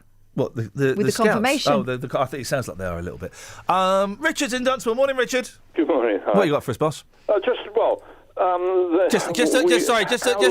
Sorry, Richard, to interrupt. Just a PS from that text from Scott from Welwyn Garden City. I promise you that's true. Okay, in that case, Scott, you got me. I'm 100% behind you. Yes, Richard. Right. Basically, how long are we going to have marches? Because with the lack of funding for police, and Bedfordshire itself has not got enough police officers now. How long can we protect marches by various individuals? It's not going to happen. But my other point is what was said a few minutes ago. Yeah. Is that people were arrested. There was a bunch of people shouting, screaming abuse and threats that were not arrested. Right. I think there was a couple of people. I'm not sure, but I don't know if they were members of the One Brain Cell Brigade, the EDL BMP, or whatever they're calling themselves this week. But the fact is that there was a group of people that had been marshalled together, or they'd marshalled themselves, hurling all these words that were in clearly breach of the peace, that were not arrested. Right. And we know what government was in power, and we know who runs Luton Council. But they say the only two sops that were arrested were a couple of guys that I understand got incensed by this lack of law that was not being enforced at the time. It's pretty sad state of affairs, and this is what we've got to realise. As I say, in future, the police won't be around to protect people because there is not enough of them. And this is what needs to be got through to politicians of both classes. Well, the great scheme of things, I mean, if we're going to make cuts to police funding, getting rid of marches will be kind of near the top of my list. Well, yeah. At the moment, we live in a democracy, and we are allowed that freedom at the moment. But the fact is that police are there to protect the citizens. Someone's bringing it back to this story. Bringing it back to this story, Richard. Someone's made a decision that it won't be safe to have the kids marching with the soldiers, and they're doing it. And I take this on face value. If I'm wrong, then someone show me the evidence. We're taking it on face value that someone's made this decision. It will be safer not to have the kids marching along with these soldiers. Sounds all right to me. Yeah, Sad that that's the case, but if it's done to protect the kids and those people around it, then we have to go along with it. Well, I can see that. As I say, again, there's not enough police officers in Bedfordshire. Well, yeah, we know that, yeah. To protect people anyway. Yeah. Let's be frank about it. I can remember a time when it was Luton Police and Bedford Constabulary. They had their own police force. If you've got to withdraw officers from the streets of the rest of the county to protect people from Beggleswade, it's not a done thing. But the point is, there are troublemakers. They are not being held to account for their actions, and you have certain political parties that play on that fact. Well, I don't know. I'm going to just push it a little bit further. I feel like you're holding back from saying something, Richard. You're being slightly oblique. Okay. I'm not allowed to, basically, because although we're supposed to have freedom of speech in this country, we don't have freedom of speech in this country. That's a myth. But I'm going to allow you to say. I'm going to allow you to say it on this show. Say it on this show. What is it you're avoiding saying? Right, no, I am saying that there are certain groups of people at certain times do not get held to account for their actions. For example, just say it. There are people that of a certain religious sect. Say it. No. Well, I don't know. Well, then you're prepared to. I am. Why are you not prepared to say it? Why are you kind of just dodging around? I know what you're trying to say, but I don't know why you're not saying it. But the fact is, but why won't you just say it then, Richard? I'm not going to be branded a racist. I've not branded you a racist. No one's branded you a racist. I don't know why you're not prepared to say it. But no, don't tell me to shut up. Because it's not all. It's not all of those people that do it. There are certain, Richard, please, first of all, don't tell me to shut up.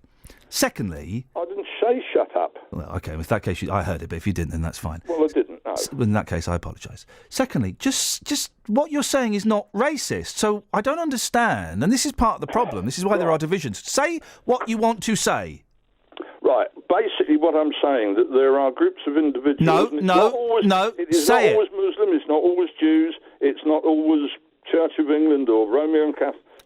Right, Richard. I'm going to say it for you. Right, and tell me if I've got this wrong. You're angry that some Muslims are allowed to go on the street and say stuff and they don't get arrested, but white English people who kind of counter that, they might get arrested. Is that what you're avoiding saying? I am saying that there are groups of individuals. Is that what you're avoiding saying? No, well, because I'm not branding you a racist. That's not a racist thing to say. Well, it is perceived so these days. Forget the perceivers. You say black and you're branded as No, racist. You're not, though. You're not, and this is the problem. You're not branded a racist if you criticise black people. We talk about black-on-black crime. We talk about stop and search on black people. You're not a racist if you criticise certain elements of the Muslim community. We're allowed to do that. And this whole thing that we're not allowed to do that is a myth that's perpetuated by people like Nigel Farage and all these kind of right-wing people that say, oh, you can't say that. Yes, you can say it, because you've not said anything racist. By Nigel Farage, it's perpetuated by the Labour Party. No, it's not. EU. It's not. It's not perpetuated by. When have the Labour Party said you can't talk about some Muslims blowing people up? When have they said that? Give me an example. They're the ones who started. Give me an example where the Labour Party have said you can't criticise Muslims. Who brought in the laws about racism? Fantastic. Great. That's got nothing to do with criticising Muslims. It is everything to do with race because they enact the law as fantastic. They see fit. It's wonderful. It's wonderful. We've got a law that stops people being racist. Great. Wonderful. Right. Saying that some Muslims create trouble is not racist. So you wouldn't be affected by that law. You see that, don't you, Richard? Sorry, it don't work that way, unfortunately. Yes, it does. It does, and that's the problem. You've been brainwashed into thinking it doesn't work that way. You're arrested, and it's. What have you said this morning? Trouble for speaking the truth. You don't get arrested. You don't get arrested for that. If you go around saying all black people are murderers and drug dealers, and we should go out there and we should shoot all black people, that's racist and that's inciting violence. You're not saying that, are you? No, I'm not. And it's not great at we have a all. law that doesn't stop people saying that, but it holds people to account when they do say stuff like that, because that's nasty. And you wouldn't want to say that, would you? No, I Right, certainly okay. would not. Right, okay. As I say, If you I've wanted to got say, if friends I, in all communities, I'm sure. Yeah, there we go. That's the great line. If I want to say, do you know what? Some Muslims are suicide bombers. Not all of them, but some of them have blown up trains, and around the world they're creating trouble. Would you think that was racist and that would get me arrested? in some parts of the Flume, depends what council it wouldn't. leader is in charge And at the time. And that's the problem, Richard. That would not get you arrested. But you perceive that it would get you arrested, and there is a group of people that perceive that you're not allowed to say stuff like that. You are. You can end up in trouble for saying so, though, Ian. That's not for saying that stuff. You can't. How many? A little slight change. How many times have you read somebody's flying a Union Jack and is told by some living lefty council official to take it down because it's racist? Somebody's wearing a. I have never read that story. Well, I have. Where in the Daily Mail? How do we know it's true? No, we no, don't. It was the Express. There has been several times when. No, there hasn't. They've been told to take it down. The last time we covered a story about someone told to take a flag down was because when we dug deep enough, it was a health and safety. She hadn't planted the pole properly, so it could have blown over. That's why she was told to take down the Union flag. Yeah, well, there's been others as well. No, there hasn't. It's a myth. And do you know what? All across the country, we're allowed to call it Christmas. We're allowed to call it Christmas because you know what? Muslims don't get offended by Christmas. Well, we know that, but some councils don't. No, they don't. It's a myth. They do. It's a myth, Richard. It's all a myth. No council has ever said you can't call it Christmas because it might offend Muslims. I think Leicester did, didn't they? You don't know. You don't know. We can call it. Richard, this is the problem. I've got to move on. I've thoroughly enjoyed talking to you this morning. Please call in again. It's not racist to say those things you said, okay? What you've said is not racist, okay? And this is the thing, is that we can't criticise Muslims. We can't criticise members of the Pakistani community, and we can't criticise... Yeah, we can. We can, as long as it's fair and it's honest. And it's great that we can hold people to account who do say racist things. But you saying, well, that there was this event and there were some Muslim protesters and they were getting, quite nasty. But then I saw two white people getting arrested. Phrased a little bit clumsily, but it's not racist. And you would not go to prison for that. Oh, man, let's get the travel. Travel news for beds, cards and bugs. BBC Three Counties Radio. There are delays on the M1 in both directions because two lanes are closed southbound between junction 12 for Flitwick and 11 for Dunstable because of an accident in the roadwork section. So that's causing delay from junction 13 for Bedford, but it's also slow northbound from junction 11 for Dunstable to 12 for Flitwick with people slowing down to look.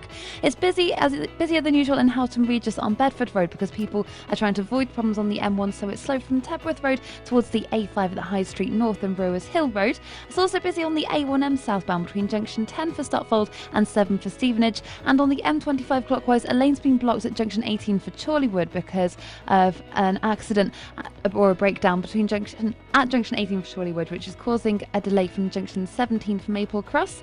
On the train, so there's no reported problems at the moment. Samantha Brough, BBC Three Counties Radio. Sammy, thank you very much indeed. Oh, I enjoyed that little mental workout. Thank you, Richard. The problem is that people think that they can't say certain things. No, you can't. We don't have freedom of speech. That is a myth. It doesn't exist anywhere. It doesn't exist anywhere. Maybe in your own home, but this whole thing, we can't say this about you know who because we might be branded as a racist and we'll get locked up. No. As long as you're not being racist, as long as you're not saying, hey, the Muslims, let's go round to the mosque and set fire to it. That's racist. Well, it's Islamophobic, if we're going to be specific, and it's a hate crime. So that's good that there are laws to prevent people saying those things. But anyway, 03459 455 555. 8:47. I want to find out if Kate's still got a voice for the weather. We'll find out after these headlines. Major plans to redevelop land at Junction 10 of the M1. Bringing thousands of jobs to Luton are to be unveiled today. A decision to stop children marching at the Remembrance Day parade in Biggleswade for security reasons is being criticised by parents. And new figures show Luton Borough Council is among the top 10 in the country for issuing fines to parents taking their kids on holiday in term time. Let's get the weather. Beds, Hearts and Bucks weather. BBC Three Counties Radio. Good morning. It is quite a damp start to the day this morning. We've got quite a lot of rain, some heavier bursts in there as well, but it is pushing southeastward. It's a warm front. It's introducing some milder air, but of course it's a little more moist from the Atlantic, so that's why we've got the rain. But it'll turn more drizzly and a little lighter this afternoon and eventually clearing us by this evening. It's not actually feeling too chilly today despite the wind and the rain. We're looking at a maximum of 14 Celsius, so it's still feeling quite mild. Now throughout this evening and overnight it is mostly dry, mostly cloudy, but then as we head through to dawn, our next weather front arrives. It's a cold front, could bring a little bit of light rain and drizzle first thing tomorrow morning.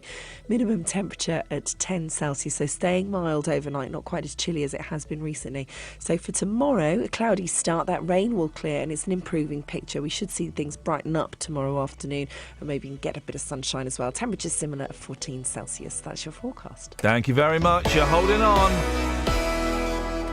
Every weekday morning. Good morning, Jonathan. Morning. Do you think it's right to tell 1 million disabled people they should get off benefits and find a job? Have your say on today's big phone-in. People who are going to be a nuisance are going to be a nuisance regardless of whether there are things to do. Is it true that people over the age of 65 drink far too much booze? The JVS show fights for your rights and tackles your consumer problems. Waited and the receipt came out, but the cash didn't. It's become a problem of late because obviously the trees got bigger as we've got here. We couldn't shut the French windows. It would appear that they'd buckled. I had a phone call from my daughter saying if we don't get off the train, they're going to hand us over to the British Transport Police. The JVS show, weekdays from 9 on BBC Three Counties Radio. And the story that Richard was talking about when was it the Royal Anglian Regiment marched through Luton in 2009? I'm not aware of it. I wasn't here. It wasn't on my watch. I hadn't heard of it. But okay, and his point was, well, no Muslims got arrested and they were causing trouble.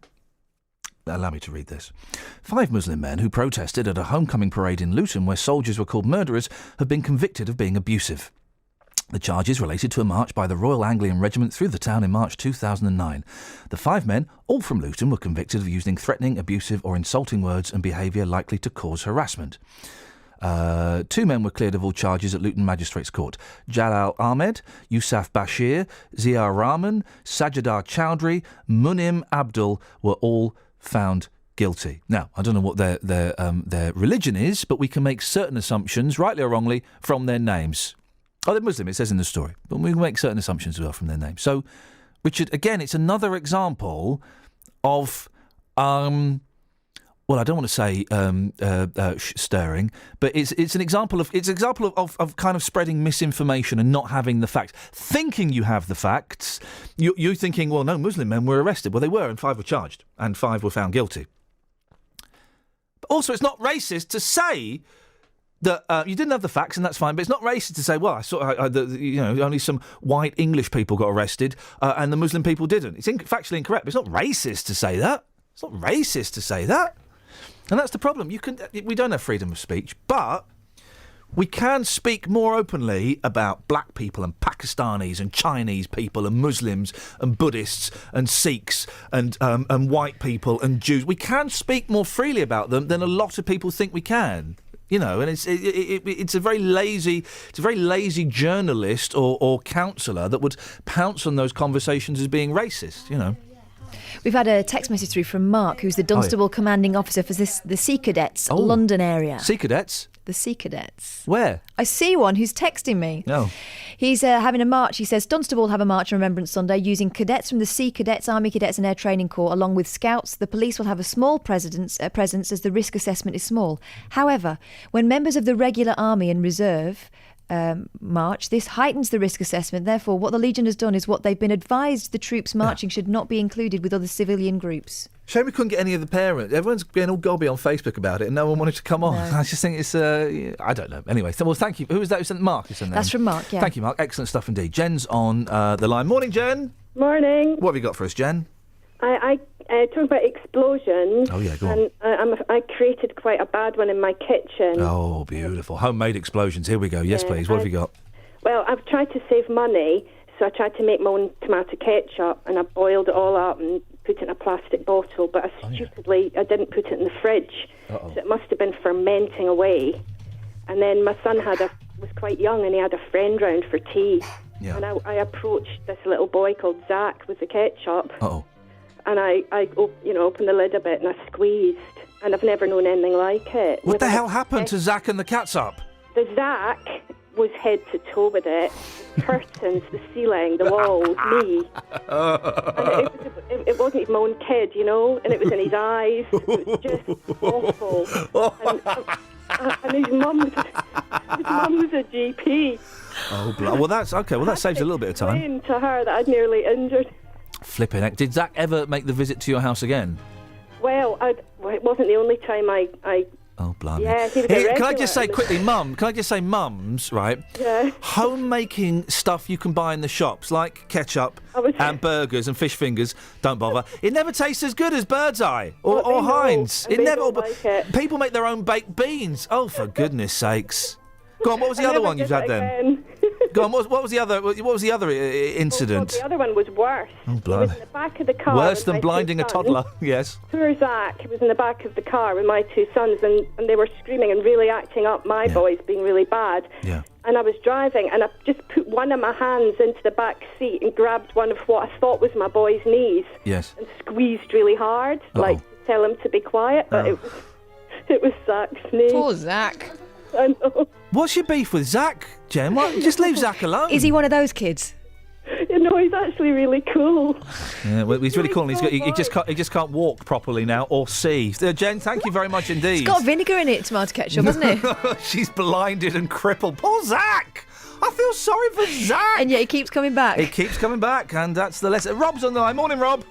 Morning, how are we doing? Yeah, we're doing all right, actually. Perked up a bit in the last 20 minutes. What have you got for us? Does happen. Well, I nearly blew up my chemistry lab when I was at uni. Oh, you're all on top form today. A lot of new callers and a lot of news stories. What happened? We were doing this experiment where you have to kind of filter gas out of the tap through some copper and then use the burner to heat it. Yeah. Well, the test tube had a flaw in it, and it nearly just exploded into gas and fire and everything. And yeah, that's why I'm not a chemist. I'm a geophysicist. Hang on. So what exactly happened? But great, you just mentioned geophysics, and I'm playing the theme tune to Quantum Leap, which will become a documentary series one day. I'm sure of it. Was anybody injured? No, but we nearly escaped. Well, narrowly escaped. Is that why you've moved to another country? Are you still wanted? But I'm going to say it, by the Canadian authorities.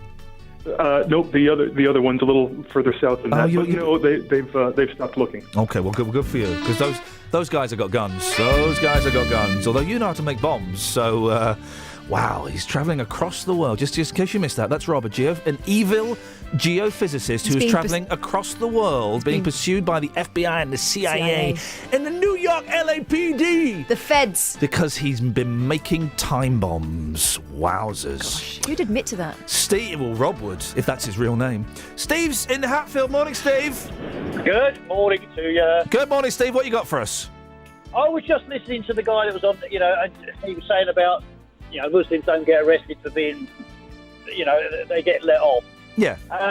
Yeah. I was actually told by the police.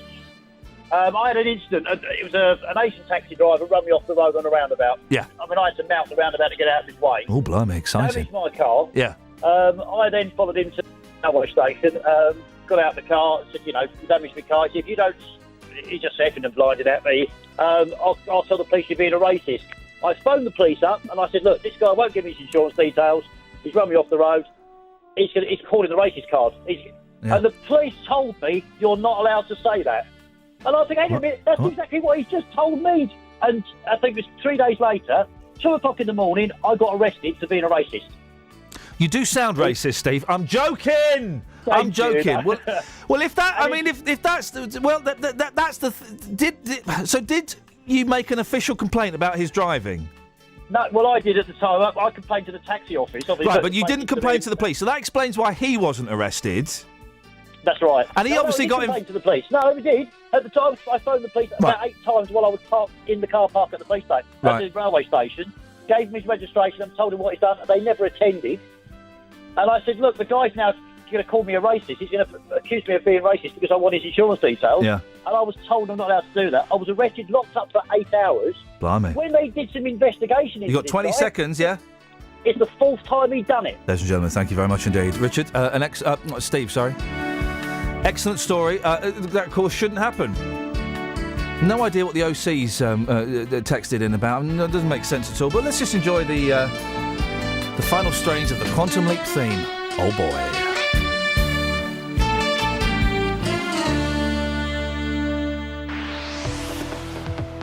Travel news for beds, cards and bugs. BBC Three Counties Radio. Sammy? Sammy? Sammy? Sammy? Sammy? Sammy? Sammy? Hey! Sammy! I'm guessing that Sammy's not there. Ah, Sammy! On the M1. No, you're too late. You've missed it. No, really? No, there's a minute. Is there Flip? That's for me to wind up and thank the team. You blew it. I'm sorry. But I tell you what, you made it through to boot camp. We'll see you next week. Ta-ta. Bye-bye. Just roads and stuff. It's just roads and stuff. Someone's going to complain about that. You didn't let Sammy do the travel properly. She was late. Go and have a lie down, Sammy. That's it. That's your lot, Dealey. Excellent stuff. We're going to get his near-death experience words tomorrow. Thank you, Kelly Betts. More obits for her. Catherine, we need to chat. JVS up next. Till tomorrow at 6 from us. Ta-ta. Local and vocal across beds, hearts and bucks. This is BBC Three Counties Radio. Thank you, Iain. Good morning. Welcome to the JVS show. I'm Jonathan Vernon Smith. Just look out there. It's disgusting. Never mind. Coming up on today's Big Phone-In, I'm going to be asking, do you think it was acceptable for One Direction to cancel their concert last night? Popular boy band One Direction have cancelled a concert minutes before going on stage as the band member Liam said he was sick. Fans, some of whom had paid £60 and queued overnight in the rain outside the 11,000 capacity venue, were in floods of tears. They were cancelled and I'm never going to get to see them. 278 days on my countdown. I know this. What am I supposed to do? Well, far from going on with the show, the band didn't even come on stage to apologise, leaving a very sheepish member of the venue staff to address the crowd. Well, I want to hear your reaction to this. Do you think it was acceptable for One Direction to cancel their concert last night? Here's my telephone number for your call. For your view, it's 03459 455 555. This is the JVS show on BBC Three Counties Radio. I'll take your call in just a second, but first let's get the latest BBC News at 9 o'clock with Simon Oxley. The headlines: Junction 10 development plans to be unveiled, Remembrance Day row in Biggleswade, and Luton in the top 10 for holiday fines. BBC Three Counties Radio. Major plans to redevelop land at Junction 10 of the M1, bringing thousands of jobs to Luton, are to be unveiled today in a scheme which will also pave the way for a new stadium for Luton Town Football Club. More from Lee Agnew. Officials from the football club and the Borough Council will be at a property exhibition in London to promote the so-called gateway to Luton, starting with an office development which will employ over 3,000 people. Luton Town recently purchased the land at Junction 10, and although it's not thought a new stadium would be there, this scheme would help finance a new ground for the Hatters elsewhere in the town.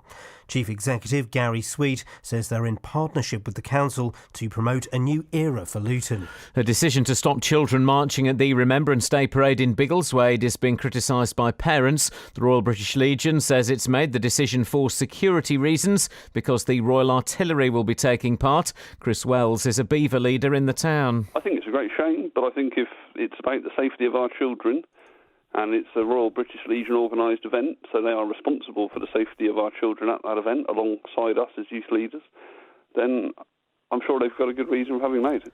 An armed robber's forced a woman to open the safe in a shop in Aylesbury by holding a gun to her head. He struck just after 8:30 on Monday evening at the one-stop shop in Meadow Way. Jane Killick has more. The robber stopped the woman outside the back door of the shop and put what looked like a gun to her head.